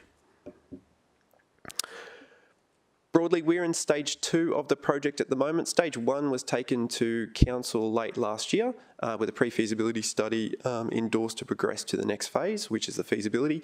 We're currently undertaking concept design and engineering, site investigations, community consultation. We had our first community consultation event on the weekend at the Yatala Drive-In Markets, which went extraordinarily well, great positive feedback.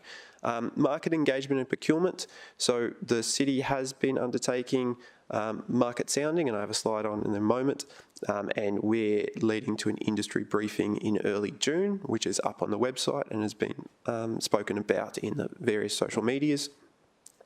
And we're working through approvals, documentation and development. That includes environmental, cultural heritage, impact assessment, on social impact assessment, economic impact assessment and detailed business case. That phase of the project will be nominally wrapped up the mid-25, at which case we'll move to the decision phase. So decision phase is a lot about bringing our contractors to the party and finalising our contracting arrangement with our industry partners and deliverers, and developing a detailed business case to inform a financial investment or final investment decision by council. I've got a slide in a moment to talk through that in a bit more detail.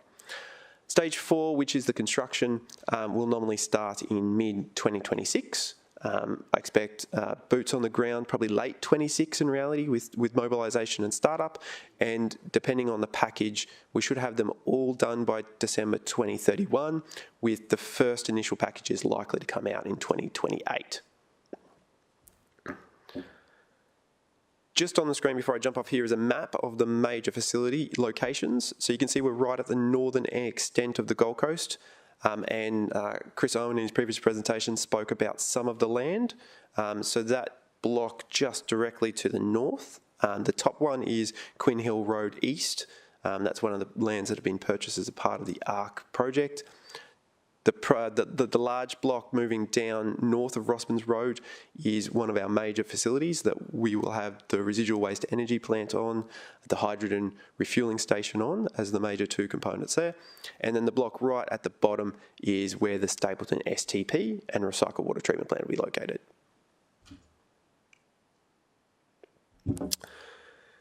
Final investment decision. The paper talks quite a bit about the steps we've got to take now. There's a lot of moving parts to pulling together a $1.6 billion investment and project over the course of 2 years. As I've discussed, we're working through, or we just completed market sounding, and the significant contracting plan is up to committee this month. We're looking at an industry briefing for the first package of work, which is predominantly the earthworks residual waste energy plant and associated activities, happening on the 5th of June, which will then go through an EOI process, a ECI tender process with selection of a preferred contractor in mid to late 2025. The other packages we're talking about, so this is the waste and recycling packages, so the materials recovery, which looks after the yellow bin, the organics processing, which looks after the green bin, and the construction and demolition waste facility, will all be progressed in 2025, so additional significant contracting plans will come to committee over the next 6 to 12 months. So that's on the delivery side. In the background to this, we're working through environmental and planning requirements, regulatory approvals. We're working through community engagement. We're working through consultation with Energex and Power Energy Queensland for our connection applications, and also working with DESI SDI on the approvals process around the detailed business case. Happy to take any questions as we go. Okay, just with this being a new committee and some of us here seeing the presentation in this detail for the first time, I'm anticipating that there'll be quite a few questions from the floor. So I'm just going to suggest we take a 5-minute comfort break. Then we'll adjourn and return for 10:30 to take questions. Thanks.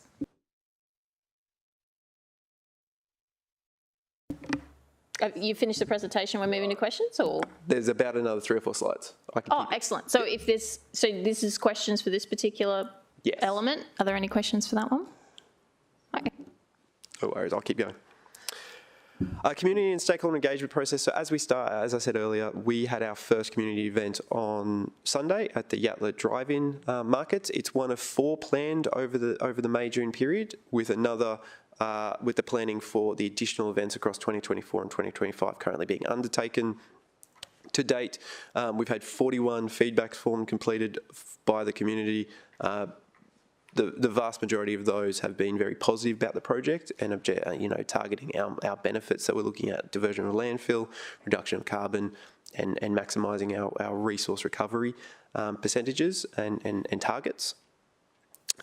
We will be establishing a community reference group in late 2024. So the terms of reference for that community group is being drafted at the moment. It'll be circulated through in the next month or two.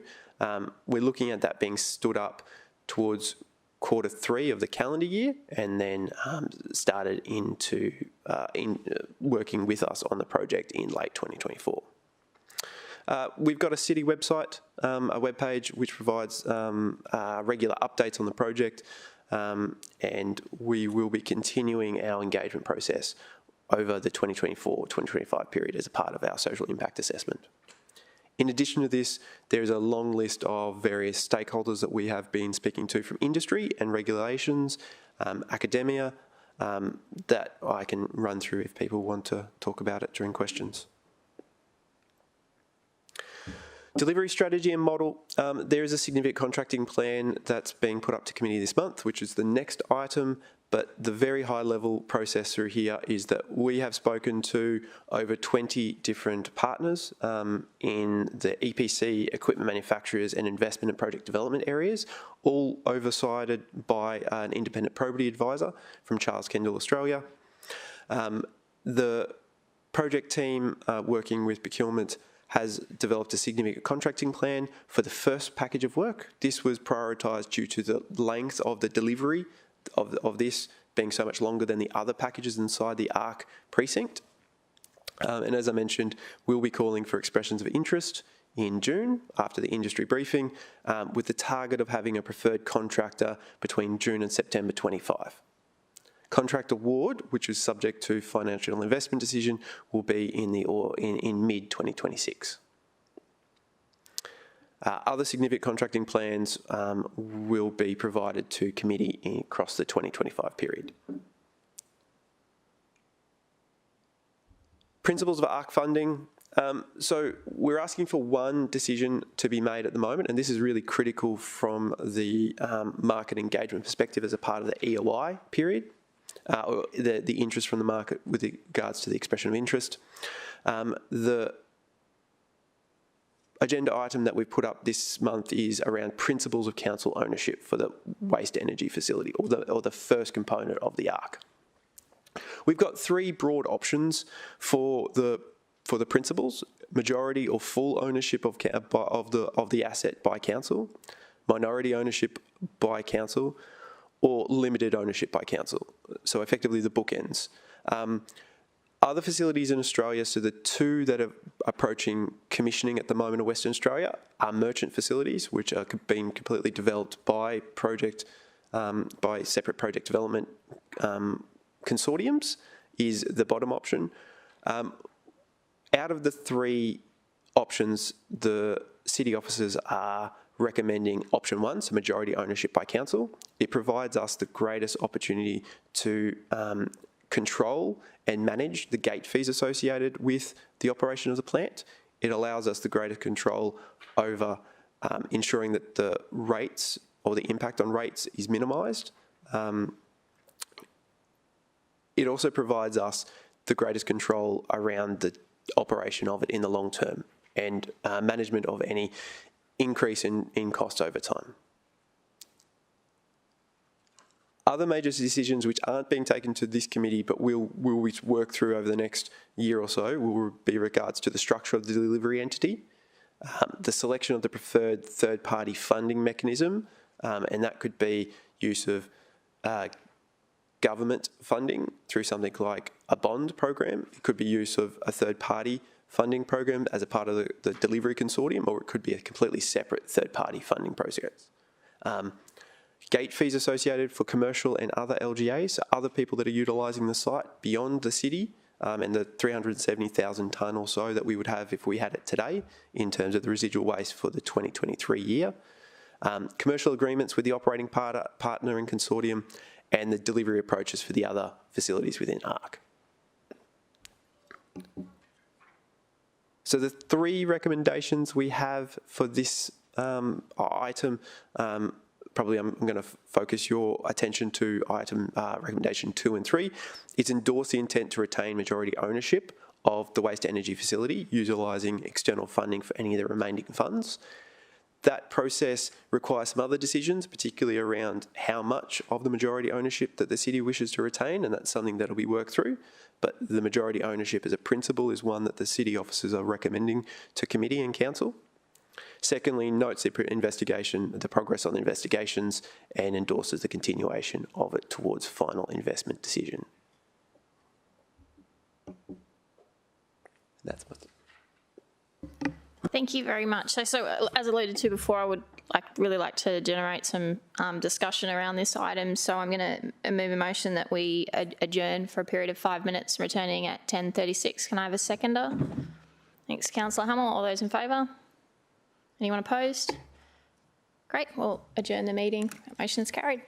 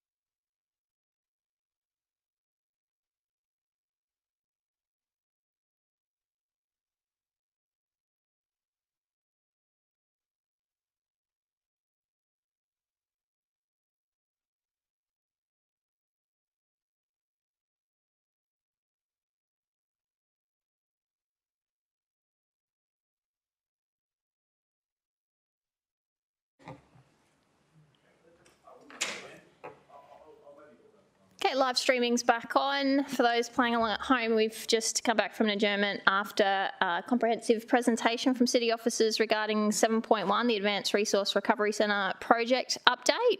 And so now I will take any questions from the floor. Councillor Doran. Thank you, Chair. A question to the Director. Is there some parallel work being undertaken by council officers in relation to our future landfill needs should this proposed ARC not be endorsed by council at any point in time? Through the Chair, yes, we are utilising to the best of our ability the available airspace at each of our landfill sites, and we have a plan of construction of various cells that will take us up to for the next 8 years. However, beyond that, the option to increase the space at the existing landfills will cease, and we would need to look elsewhere beyond our boundaries, which is part of the business case for the ARC, is that there will just simply not be enough available landfill space beyond that timeframe. So I suppose my question is in relation to the timing of the final endorsement of the investment decision. Does that still leave City enough time to prepare on if, for example, the project is not endorsed, to prepare for a life without the ARC moving forward following the expiry of the current lifespan of our landfills? Yeah. Through the Chair, as part of the pre-feasibility study that we undertook, we actually looked at all available land within the city. There is no available spaces for another landfill within the city for us to pursue if the ARC financial investment or final investment decision did not get up. The decision would be then we're transporting outside of the city to a third-party landfiller until such time as that is full, and then it would be to whatever solution is in place outside of the city, and that would be more than likely another waste-to-energy facility either in Bromelton or one of 3 other places that have been identified in the state's plan.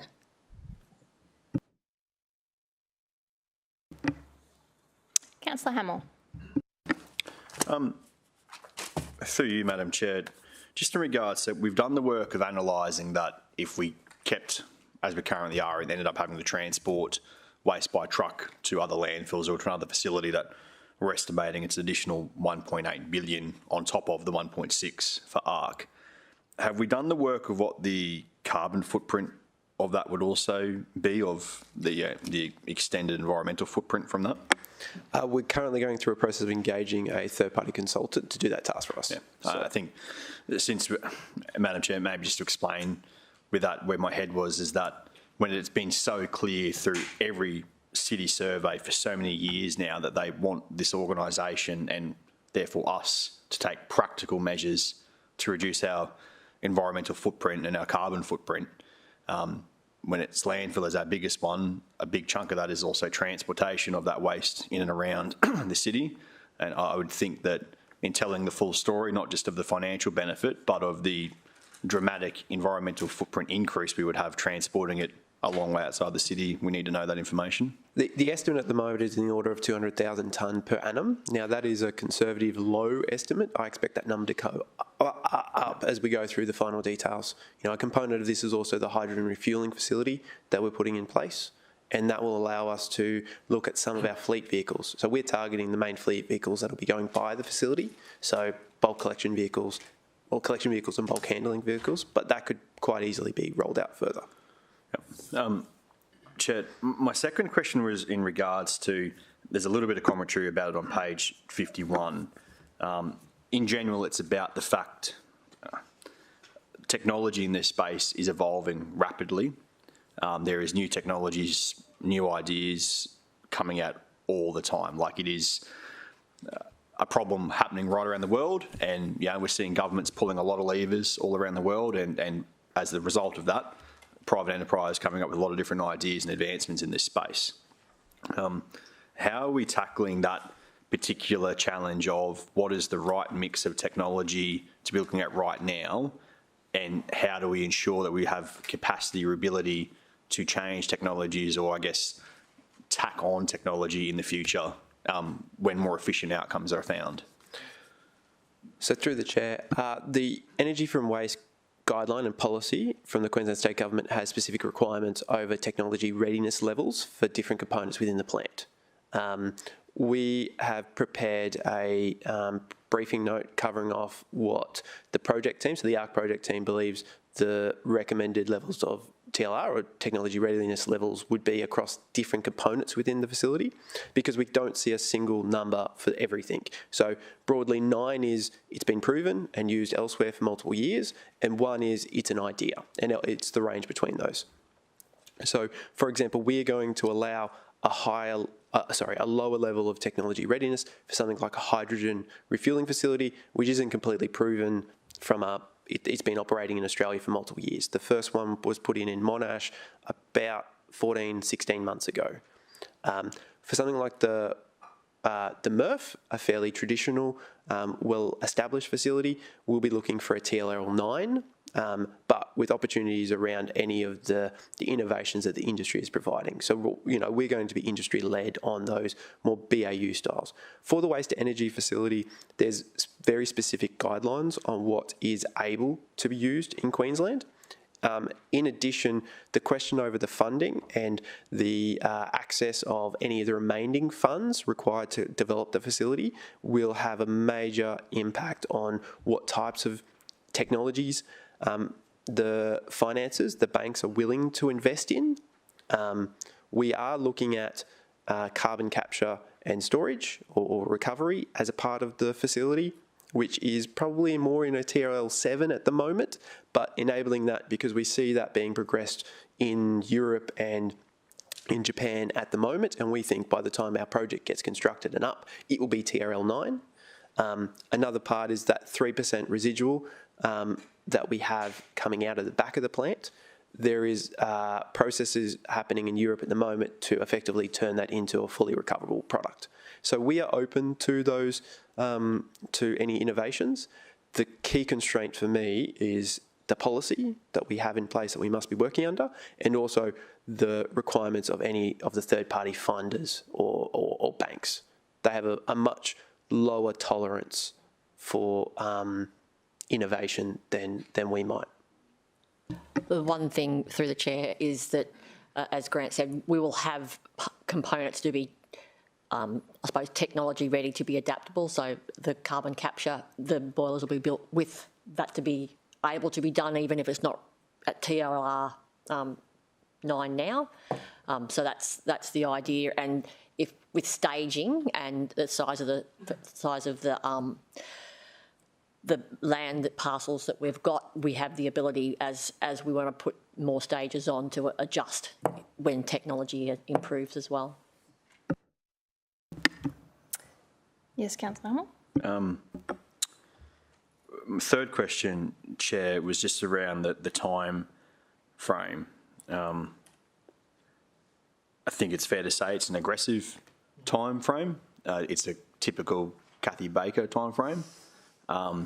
Luckily, she normally delivers. But I'm just interested, so, as part of the exercise, there would have been a raft of risks identified, biggest one being things out of control of federal government approval, state approvals, etc. At this current time, where would you see the biggest risk in terms of our time frame of that 2026 date, I think is the one I'm probably looking to, of appointing a contractor and being on site? So through the chair, you've probably hit the nail on the head with regards to the environmental and business case approvals. So that is a significant part of my team, Kathy's team's work at the moment, focused at delivering on that component and meeting with the various stakeholders to minimise those risks and manage those risks.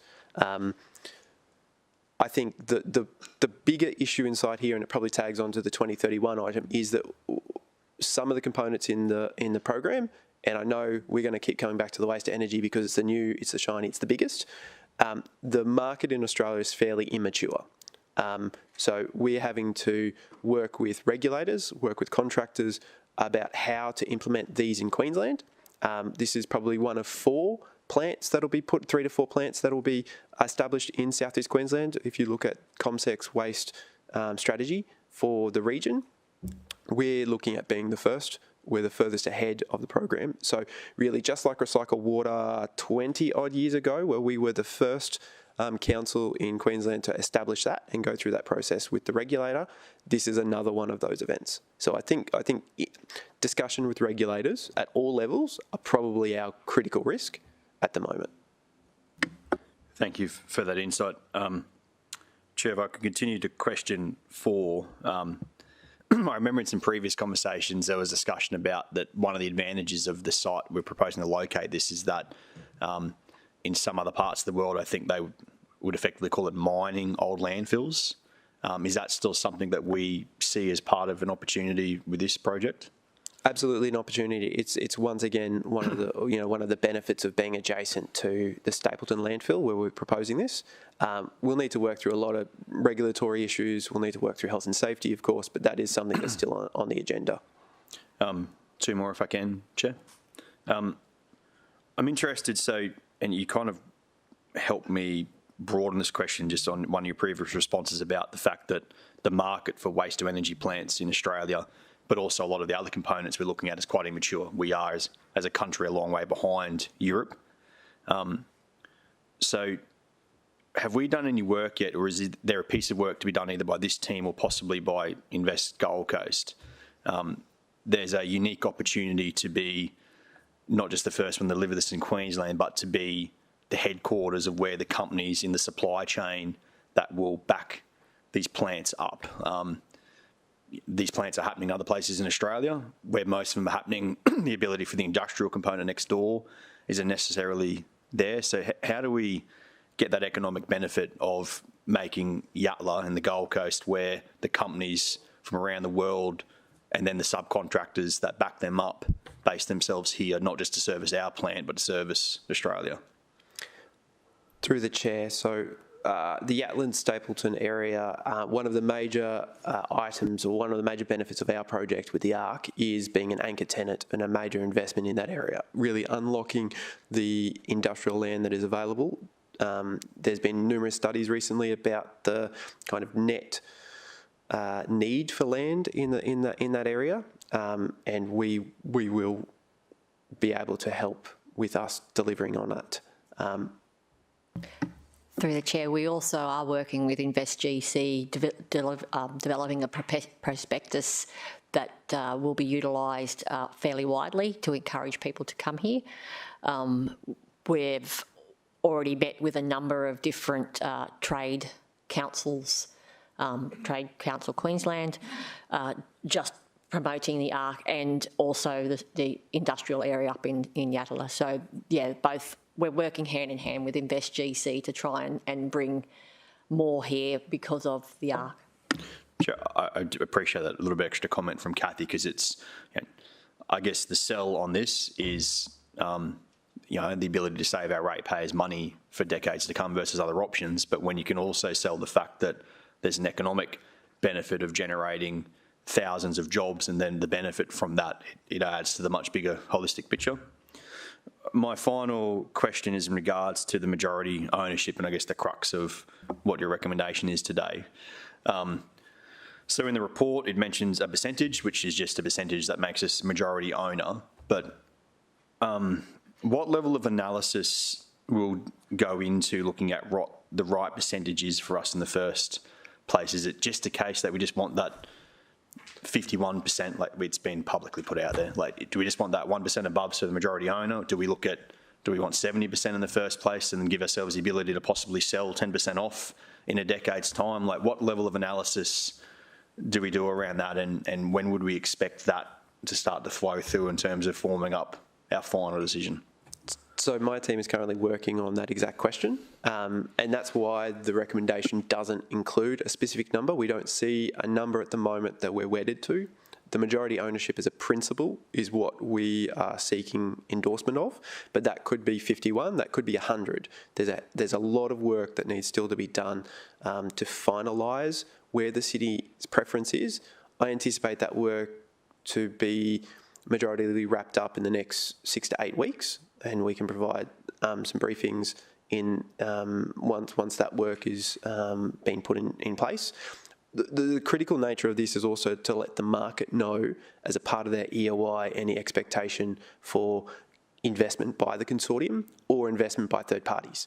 That will materially change the shape of the commercial documents that sit behind, not only the delivery of it, but the delivery of operations afterwards. So those additional 5 or so questions I've asked for, some of those will come very quick. Some of those will be probably Q1 next financial year kind of questions. But that 51 to 100 range is one of the very, very first ones that the team is tackling. Thank you for your questions, Councillor Hamill. To circle back to one of your earlier ones, Councillor Hamill spoke of the technology advancements and considerations and that interplay between the levers of other levels of government, which I found quite interesting, but I want to bring it back even to the start point. I know that what frustrates the end user is when we're the ones responsible to dispose of waste that we didn't necessarily ask for or generate, but is a necessary virtue of the fact that my cereal box is twice the size that it needs to be. Those levers at the higher level for manufacturers, is there anything happening in other levels of government to kind of shape the industry so that the impost of this waste disposal doesn't all fall on the end user? Through the chair, yeah, at the federal level, we've actually provided some commentary back on some new pieces of legislation or changes to legislation. So there are actually working on that. Was pulled together by Elspeth in the Invest GC, but it had feedback from both my team and Chris's team and my sustainability team to bring it all together. So there are levers being pulled at the federal level, and that's where it needs to start, and it will flow then down through the state and local level. Because I think that's just a really important conversation to have with people that perhaps get frustrated at, this is your waste and you need to dispose of it, but didn't necessarily need to be generated in the first place if there was other options available. Other questions from councillors? Yes, Councillor Wilkinson. Thank you, Chair, and it follows on a little bit from Councillor Hamill's commentary. Should we walk down the path of not going down with the ARC, and we're looking at that projected cost of $3.5 billion odd, if we were to go down that path, have we got an indicative idea, and I don't know if you can disclose which landfill we would be likely transporting towards, and also what the lifespan of that particular landfill would be, given it's my understanding that there's other councils already that are in a position where they're having to do that, and so therefore are we just putting something off and potentially just building more landfills somewhere else is the alternative? I probably can't talk about the where, but I can talk about the timeline. So broadly, the industry has provided us feedback that the existing landfills, assuming no new landfills are approved to be constructed, will be in the early 2040s. So we gain somewhere between 7 and 10 years. That's the type of timeline we have available to us. The Queensland State Government have released new design and planning guidelines for landfills, which has increased the difficultiness to identify a suitable site. And quite rightly, we can't just put our waste under the ground and forget about it. So there's really strong, good reasons that the regulator has put that in place. But broadly, we'll buy 7 to 10 years by looking at that delta option. So what that $3.5 billion doesn't include is any additional big costs associated with that next development. So we've made an assumption on what a gate fee would be, what a transport fee would be to a suitable location, and extrapolated CPI-style increases over that period. And through the chair, just to make you aware, 3 landfill applications did actually go up to the environmental regulator last year and all got knocked back. Through to Councillor Wilkinson, that I think the one other bit of context there that's important is that we would then be in a bidding war with other local governments for that available airspace in those landfills. And so we'd already seen that when the Rochdale facility with Brisbane City Council has been closed down, the hike of fees to Redlands and other councils went through the roof, far beyond what officers had thought they were going to. Like, it would be fraught with danger, and to attempt to extrapolate the costs, I think the number we've probably got is conservative. You'd end up with a bidding war, and who knows what kind of fees you'd end up paying. And through the chair, just to confirm, yes, the numbers are on what we anticipate realistic to low, not weighted against. They also don't include what future waste levy could be. We only know the price path until 2032. What it's beyond that, who knows? We put some broad assumptions around CPI increases, not material step changes increases, which may come to fruition, again, either up or down. Yep, which again, when we look at Western Australia and New South Wales, they hike their waste levy fees well and truly beyond CPI, a lot above CPI, so that assumption's definitely conservative. Councillor Young. Thank you. Just a few soft questions to start. So thanks for the presentation and the video. Can you get us a link for that video, please, Grant? Yeah, absolutely. And the brochure, I'm going to hit you up for a few thousand of those for some public events coming up soon. That's no problems. We can organise that. I'll email you. But I noticed that the video doesn't mention that potential for income to the city. It does have a mention of economic benefits, but it doesn't articulate that this might actually provide a. So this is one, through the chair, this is one of 4 videos that have been pulled together for the initial consultation period. Right. There's a lot of messages and side messages. It's a large program of works. So this first message is about providing a background to the why. So as I mentioned earlier, this used to be a 30-minute spiel of how we got here, condensed into 2 minutes. We'll see other videos explaining other aspects of the recycling and the infrastructure we're looking to be put in place, waste minimisation, rolled out over the next couple of weeks, couple of months. Right. I think the next video is planned to go early next month to be released. So just about the bottom ash, so that's the ultimate product is after the furnaces have destroyed the waste that hasn't been able to be recovered or recycled. So what's the contamination of that ash? Is there none whatsoever? Is it completely?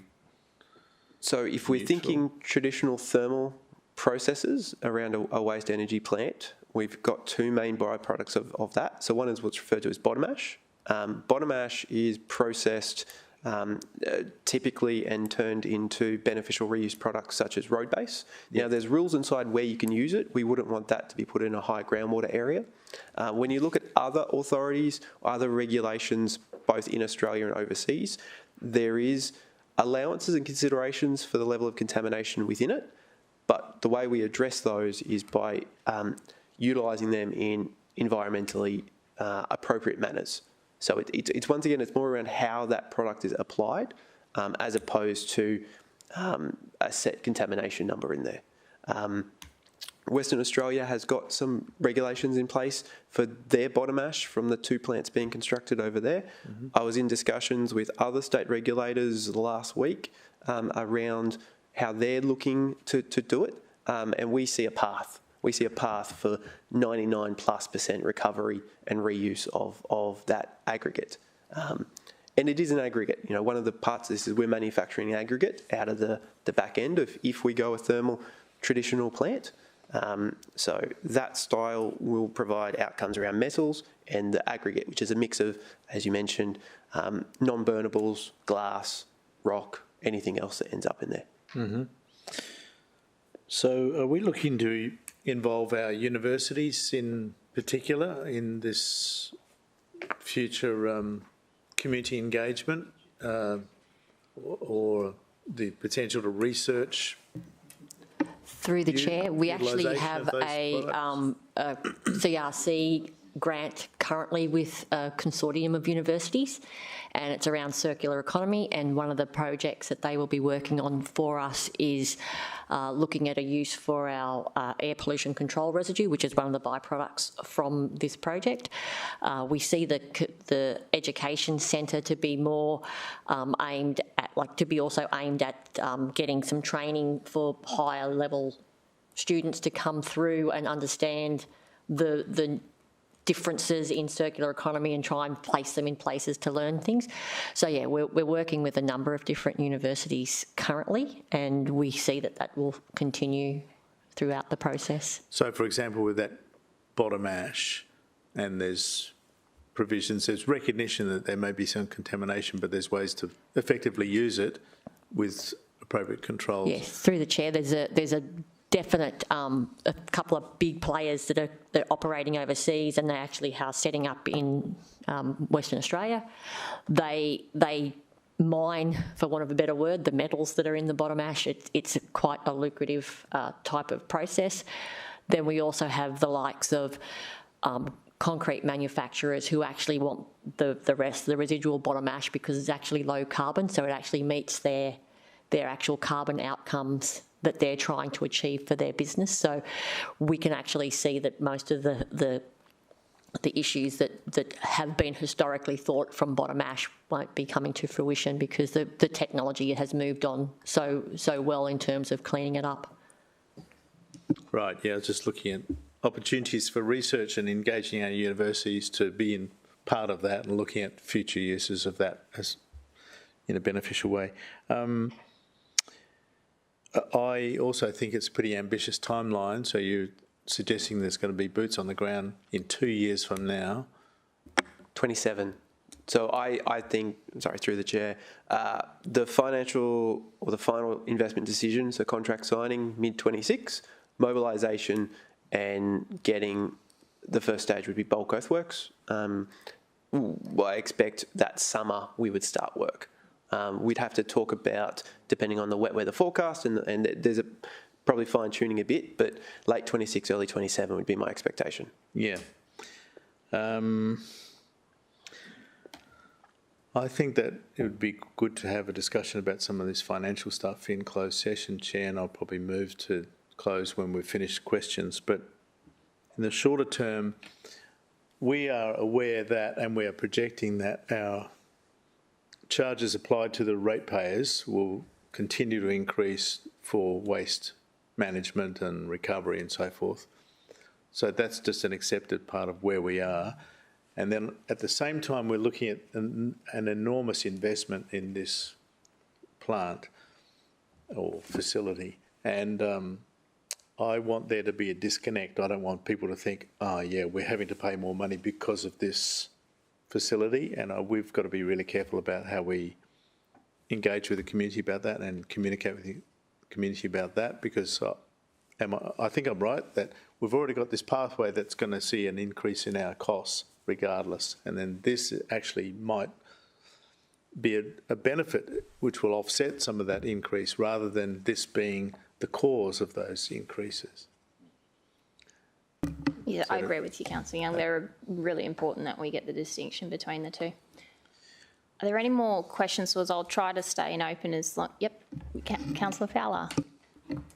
Thank you, Chair. I guess my question was just in regards to the other waste to energy proposed sites in Queensland. I know Brisbane's potentially one. Where are the others located? And the second part of my question is in relation to our regional other councillors who may use the facility in the future. Obviously, it's a fair way away, and we're having conversations with one of those now. Which others are we expecting that could be potential targets to use the facility in the future? So answering the first part of your questions, in terms of publicly announced locations, there's been one proposed in the Scenic Rim, so in the Bromwellton industrial area. Talking to other parts of industry, there's no firm locations for any of the other plants. It's more a nominal number based on the amount, so the volume of waste projected. And also through the chair, there are in the waste plan which shows where the state expects certain recycling enterprises to be. They have a blob in places, so we could send you the link to the recycling enterprise documents, but it just has a blob in an area. It doesn't actually say it's, 35 Gotha Street, Brommelton or anything like that. It's just a region where they expect certain different types of recycling enterprises to go. Going on the second part of your question in terms of discussion with other councils, we've met with all of our neighbouring councils, both to talk about our project and the potential locality of it. In particular, we've met with our Logan City Council officers because we are so close to their border. Mentioned earlier, of the 26,000 brochures that have been sent out to date, I believe 15,000 of them have sent into the Logan area. The Logan version is slightly different, targeted for people outside of LGA. To date, we have had good discussions, positive feedback from those council officers that we've met. We've not engaged at the political level at all. I believe our Mayor may have spoken to some of them, but at the moment, their idea about this being a regional plant that accepts other people's LGAs, it's one of those questions I've got in that list that we've got to decide. It will start impacting the ultimate size of our facility. We have a number in place that we think we need as a city, and we might be able to bring on a little bit more spare capacity around the operating model to once again seek to minimise our own internal costs. But we won't get to the finalisation of some of those discussions until we've got the gate fee sorted and we can have more of a commercial discussion with them. Yeah, I think just from my perspective, when it is so unsure and uncertain, and we do have, sites that are being considered within close proximity, like Scenic Rim, Brisbane, that when we're talking from a commercial standpoint, it's not a reliance we can have at this point. Through the chair, It sort of is. You could not build a mega waste to energy plant and everyone goes to that. Every waste to energy plant has a shutdown period of minimum 3 weeks every year, if everything goes well. So for 3 weeks, if every waste facility or waste generated within South East Queensland goes to one facility, that's a lot of waste that has to find somewhere else to live. So and the idea in the actual state's document is that these 4 places or 3 places are located so it catches a catchment, so it won't just be one LGA that goes to a facility. The idea is to have catchments, and that way when one's, like over in Western Australia, they time it. When one's down, they actually send it to the other one for processing, and then when the other one's down, they send it the other way. So that's the model they've set up. Our expectation is that sort of model would be set up here in South East Queensland. Councillor Martin. Thanks, Chair. My question is just about obviously the 97% diversion from landfill. The other 3%, would it be the case that our current landfill sites remain open to take that sort of 3%, and sort of how long could we sustain that for? And I suppose that would be not a residential access, but for council to serve that landfill. Just interested in what the plan would be with our landfill sites. Yeah, look, through the chair, it's a great question. The idea at the moment is that we're looking at the economics of utilising either a third-party landfill or developing our own small landfill. They're referred to as a monocell because it's a single product going in there with a very specific characteristic nature. We can develop a specialised landfill cell to take that. There is 2 former quarries on the site, and our initial design work has been about converting those 2 quarry cells or 2 quarries into monocells. To date, the assessment has shown that we'll get about 40 years of the APCR, the 3% going into those cells before we start hitting capacity. There is an option for a third cell which could take us out probably closer to 80 years. Now, broadly, this plant will have a design life in the order of 30 to 40 years. That's what they're seeing. At some point in the decision, Hopefully, we will get to a point in the circular economy that an additional plant would not be needed, and that we would be able to minimise our waste through the waste, leadership from the federal government, the state government, and then good work by our community to get down to near zero waste. But we anticipate the design life of the 30, 40 years will be enough for the on-site storage of it. And through the chair, the hope is that through our research partners and what's happening overseas, that the work that's happening with the APCR will be able to be reused. So before that 30 years runs out, my dream, and this is why I started a year ago saying I have a dream, my dream will be that we'll carbon capture everything and convert it to something. We'll use the APCR and convert it to something, the bottom ashes converted to something, so there'll be nothing coming out of this plant that's not reused. Thanks, Councillor Tozer. I'm wondering whether the scope of the project actually is it possible to dig up the landfill that we already have in the ground and put it into this thing and reprocess it? It is done in other places in the world. It is one of the topics being investigated by the team. There are some direct regulations associated with landfill mining in Queensland that we have to work through. There's actually a word, landfill mining. Landfill mining is what it's called. Yep. It's the opposite of what we do normally. But landfill mining, it is done elsewhere. So that airspace may become incredibly valuable to us for the things that we cannot burn through the plant or manage through other resource recovery processes. An example may be any of the special burials we get as a local government. So there is opportunities for us to recover some of that, but there's some large challenges with doing that safely. So with that in mind, you touched on this idea of the life of this thing being 30 to 40 years. What does that mean? Does that mean it's decommissioned after 30 or 40 years, or does it mean it just gets a lick of paint and a bit of renovation? Through the chair, it's renewals. It's like a pump in a pump station has a life of 15 years. A sewer pipe has a life of 80 years. A building has a life of 80 years. It's that, like, there'll be components that need to be renewed less than 30 years. There'll be components that'll be 30 years. There'll be a building that will probably be 80 years. It's bits and pieces of those components that get swapped out as renewals occurs. Yeah. And just to clarify, special burials is things like asbestos, deers, whales. Whales? Yeah, whales. Sharks, whatever washes up on the beach when because we get stuff washed up on the beach, we do special burials with those sorts of things.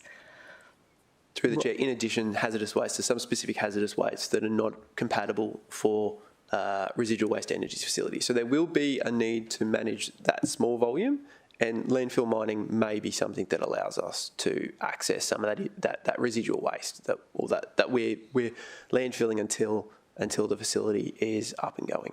Right, but landfill mining doesn't form part of our current business proposal or anything like that. We're just saying, hey, we're just going to take the waste that we make from a point in time, and 97% of it is going to go through this furnace, and 3% is going to be dug into the ground still. 100% will go through the thermal treatment. The residual 3% is what's referred to as APCR, so the air pollution control residual. So that's effectively your fly ash. So you think of a campfire, you've got the fly ash coming up. Yeah. In addition to that, there's a number of other activated carbon and lime and a few other bits and pieces that'll clean up any of the emissions. The common two being fluorine and dioxins that are talked about. The plant will align with the European Union's regulations in terms of air emissions. They're going through a revision of that at the moment. Is that because we don't have guidelines? Because that is the guideline the Queensland State Government has adopted. It is recognised as the world's best practice. Okay. So our facility, in terms of air emissions, will be world's best practice. And that multi-stage treatment process of that gases does have some residuals that need to be appropriately stabilised and then stored.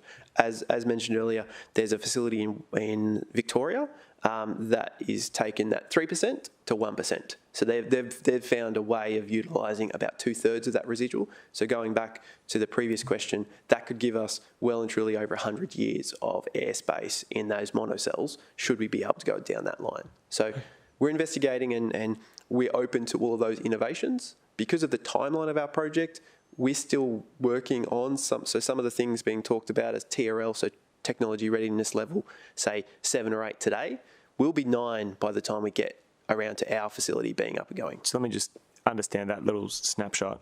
Technology readiness level is where we think that technology is advancing at a certain level that will enable us to solve a problem in the future, but we don't quite have the technology yet. Is that what you mean? When you say technology readiness level of 7, but later it'll be at 9, you mean that we may be close, but we're not quite close enough to utilise it yet? There's defined definitions for each, but a 9, for example, is a commercial technology that's been adopted at the same scale in the same regulatory style environment for a minimum of 2 years. Technology 7, I think, was a pilot plant, has been established, but not at the same level in terms of size of it. So as that starts rippling up, it reduces the city's risk associated with using that technology. Gotcha. So we're not inventing something that doesn't exist anywhere else, but the elements of it are world leading in the sense that, like, the concept isn't new, but we're actually going to experiment isn't the right word, but elements of our project are going to experiment with the newest technology when it comes to disposing of some of these residually things. That's right. We see ourselves as early adopters as much as we can. And so some of what we're doing might be graded a 7 being a pilot as opposed to a 9 being a commercial technology that exists in its entirety elsewhere. Correct. Okay, I'm following you now. Thank you. Councillor Through the chair, probably the one clarification on that is there is some components which must be a 9 because of the energy for waste guideline and policy. So there is a broad, so there's some must-haves at 9. There's like a legislative rule that makes us regulatory. Regulatory rule that makes us have only adopt elements of our project that have to be 9s already. But there's also parts of the project that allow us to kind of to be a pilot or like you said, an early adopter of new technology in Australia anyway. Correct. And my vision for the Community Education Centre is having a research area in there, whether it be to help startups that are looking at new ways of, say, dealing with tyres or a specific waste type, right, or take on, say, the IBA, the incinerator bottom ash, and look at what kind of contamination is in there and different ways of stabilising it or reusing in different purposes. So, yeah, we want to enable that growth through the broader kind of circular economy.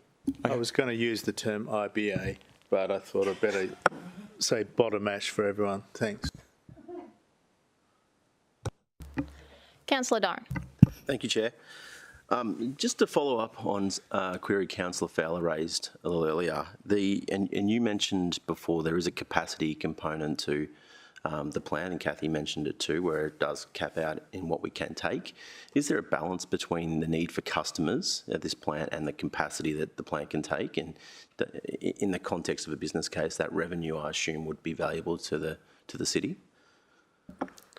So through the chair, so the city generates nominally about 370,000 tonne of residual waste, and when I look at last year, the broad guideline from the industry and particularly from the bankers, the financiers, is a facility under 300,000 tonne is not bankable. So once you're above 300,000 tonne, you're really in a good position from a financer's position to have a strong return on investment. At 370, we're starting very strongly in a good position. Broadly, the industry briefing documentation say that our first stage or our initial thinking of our bottom end capacity of the facility would be 500,000 tonne, which allows for some of the growth. We're looking at being projected at over 1 million residents by 2041. If we extrapolate the full life of the plant, so going out towards that 2030, the 30 to 40 years, we would need around about a 50% increase in capacity. So somewhere in the order of about 750,000 tonne per annum would be the upper limit. At year 20, as I understand it, is the proposal to increase it to an extra 50%, is that right? Somewhere in that kind of order. Now, we'll need to go through, once we have our proponents on board, and work through the best way to deliver what we need at the end in terms of capacity, but at a value for money proposition. So we're not building stuff too early. Some of this infrastructure doesn't handle not being operated all the time. So, and you also need to think about the individual components like pumps and turbines and boilers, about their efficiency rates at different operating levels. So we see that the site has a bottom end kind of capacity of 500,000 tonne and probably an upper end in that 750,000 tonne per annum capacity range. The team is still working through what that fine tuning is. It's one of the reasons we're needing to get contractors on board. A lot of this is subject to technology requirements, and the city will not be making a firm decision on we're going with a particular technology vendor. It provides us too much risk, because if anything goes wrong, the EPC contractor will point the finger straight to us. It really increases our risk exposure. So we're seeking consortiums to basically work through some of these issues. We're doing waste characterisation at the moment to work out exactly what's in our current waste. The only certainty is that waste will change over time. So we're building in the facility that we're looking at building will be able to adapt as that waste changes. We may get to the point that hard plastics are fully recyclable, and that we have, don't kill me, Kathy, a fourth bin which takes those. You know, we're going to see changes as the circular economy principles are rolled out further and further and further in the community.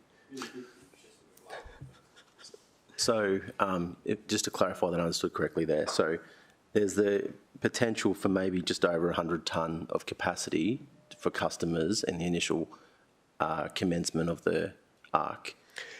It'll be a bit lower because we're expecting growth, but in that kind of order would probably be our bottom end. So our smallest facility that would be value for money for us would be in the order of about 500,000 tonne. Okay, and that explains partly the external stakeholder engagement that's going on at the moment to see if there's a market for that excess? So, yeah, through the chair, we have to engage externally in the first place with our neighbours, particularly up in the north because of the requirements of the guidelines. But yes, there's the ability for us to solve the southern region's issues is a good position for us to be in, because we have that critical mass that starts a plant to be able to be built. Our two nearest neighbours don't have that critical mass in their waste, so they will need to go somewhere. Throughout the years, we will, if talking to our contractors, if they suggest that building the ultimate is the best way to go, then we have sufficient capacity to take extra residual waste initially. But the idea is that as we move down the 10 to 20 to 30 years, the residual waste that comes in our red bin, the expectation is that gets less and less and less. So then the person who's running the facility gets to be able to bring more residual waste from other areas in as well. So it's a fine balance between having a dream and thinking we're going to be in 10 years' time, there's only going to be 33% of residual waste in the red bin, versus using reality and going, okay, well, let's look at 60%, and then over the next 20 years, that 60 can become 50, and that in the next 30 years, that 50 become 30. And so then that extra space and capacity in the plant is space and capacity for other people. So will sorry, just a couple more questions.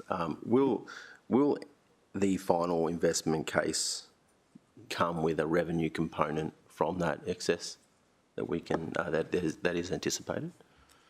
Through the chair, yes. Okay. So one of those points around discussion was around the contracting model with the operating partner. So profit share, anything that comes through there, how does that impact predominantly the city's gate fees? So we'd be expecting that if they were able to reduce their operating costs by bringing in, say, third-party waste, that we would see a portion of those savings. Thank you. This is a substantial investment, and part of the facilities, waste to energy. So are you able to quantify if there'd be any electricity charges to ratepayers in their house as a result of this facility? Given we're converting waste to energy, I'm just wondering whether or not there's going to be a difference in people's energy costs. Through the chair, we can't comment on what the energy regulator will do or the energy suppliers, but what we can say is that the city's excess green energy that comes from this plant or facility will go back into the grid to provide an alternate source of energy that's 24/7, that's not reliant on coal or sunshine or wind. So the expectation is they factor that into their pricing models. You better give him a bit, sorry, through you, Chair, to Dan. This isn't a power plant. Like, it's not going to produce base load power and have a huge reduction. It'd likely produce enough power to offset the cost of running the sewage treatment plant and some of the other facilities on site. Yeah, just to be clear that we're not building a power plant that's going to reduce the base load supply to our residents. Thank you. I knew that, but I didn't think everybody at home, when we use the phrase waste to energy, doesn't anticipate speak for other new councils. I don't have any context as to why were they not approved. Were they not approved because they were in Varsity Lakes, or for what reason? I'm assuming it's regulatory, but can we be provided with some sort of summary of that information, please? Through the chair, yes, I can dig them out of the notifications that have come out through the regulatory news, but essentially the city did not apply for any new landfills. The new landfills are in the western area of southeast Queensland, so around Ipswich and those areas. And generally, yes, they're all been declined for regulatory reasons. Okay, thank you. It just would be, it'd be good to understand that context, given that it's a factor that's used to reinforce the reason why we need to go down this path. So I'd appreciate just a little bit more information around that detail. Thank you. Councillor Young, do you still have a desire to move a procedural motion? Yes.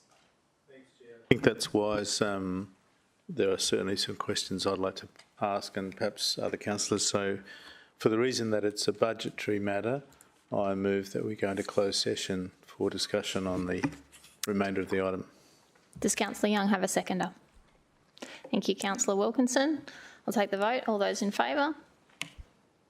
Anyone opposed? That motion is carried, and we will move into closed live streaming off.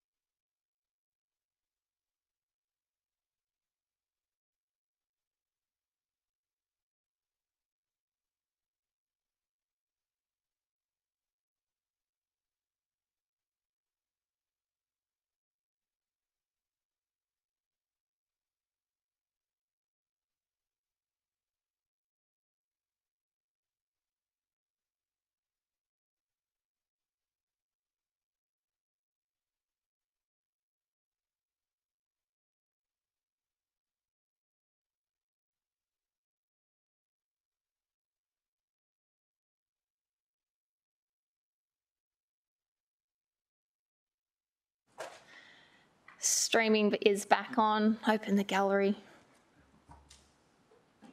Okay, so based on discussions held in close, we understand that Councillor Young has a change recommendation, which is now available on the screen. I'll let you speak to it, Councillor Young. Thanks, Chair. Yeah, thanks for that opportunity to go into closed session and discuss in a robust fashion those financial implications and for the city and for the ratepayers, and I think we're all pretty confident of where this project is heading.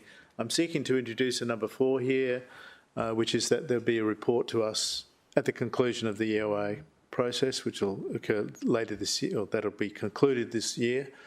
And that's not a hold point, but it's just a reporting point. So we've got some transparent accountability about this project.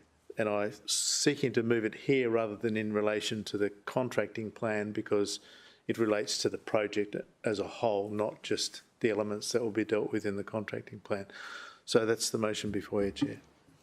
Thank you, Councillor Young. Do we have a seconder for Councillor Young's change recommendation? Thank you, Councillor Hummel. Would any, would you like the opportunity to speak to it, Councillor Young? Would anybody wish to speak against the change recommendation? No. Well, on that, we'll take the vote. All those in favour? That motion is carried. I will just take the opportunity to make a brief statement that, councillors, this recommendation is another significant and necessary step forward in our journey as a council to end our city's reliance on landfill and increase our recycling and recovery rates. This progress is supported not only by strong environmental and economic benefits, 2 benefits we don't always get to see work so closely hand in hand, but through clear messaging from our ratepayers who have consistently and conscientiously demanded our action in increasing recycling rates, and to support a greener, cleaner Gold Coast.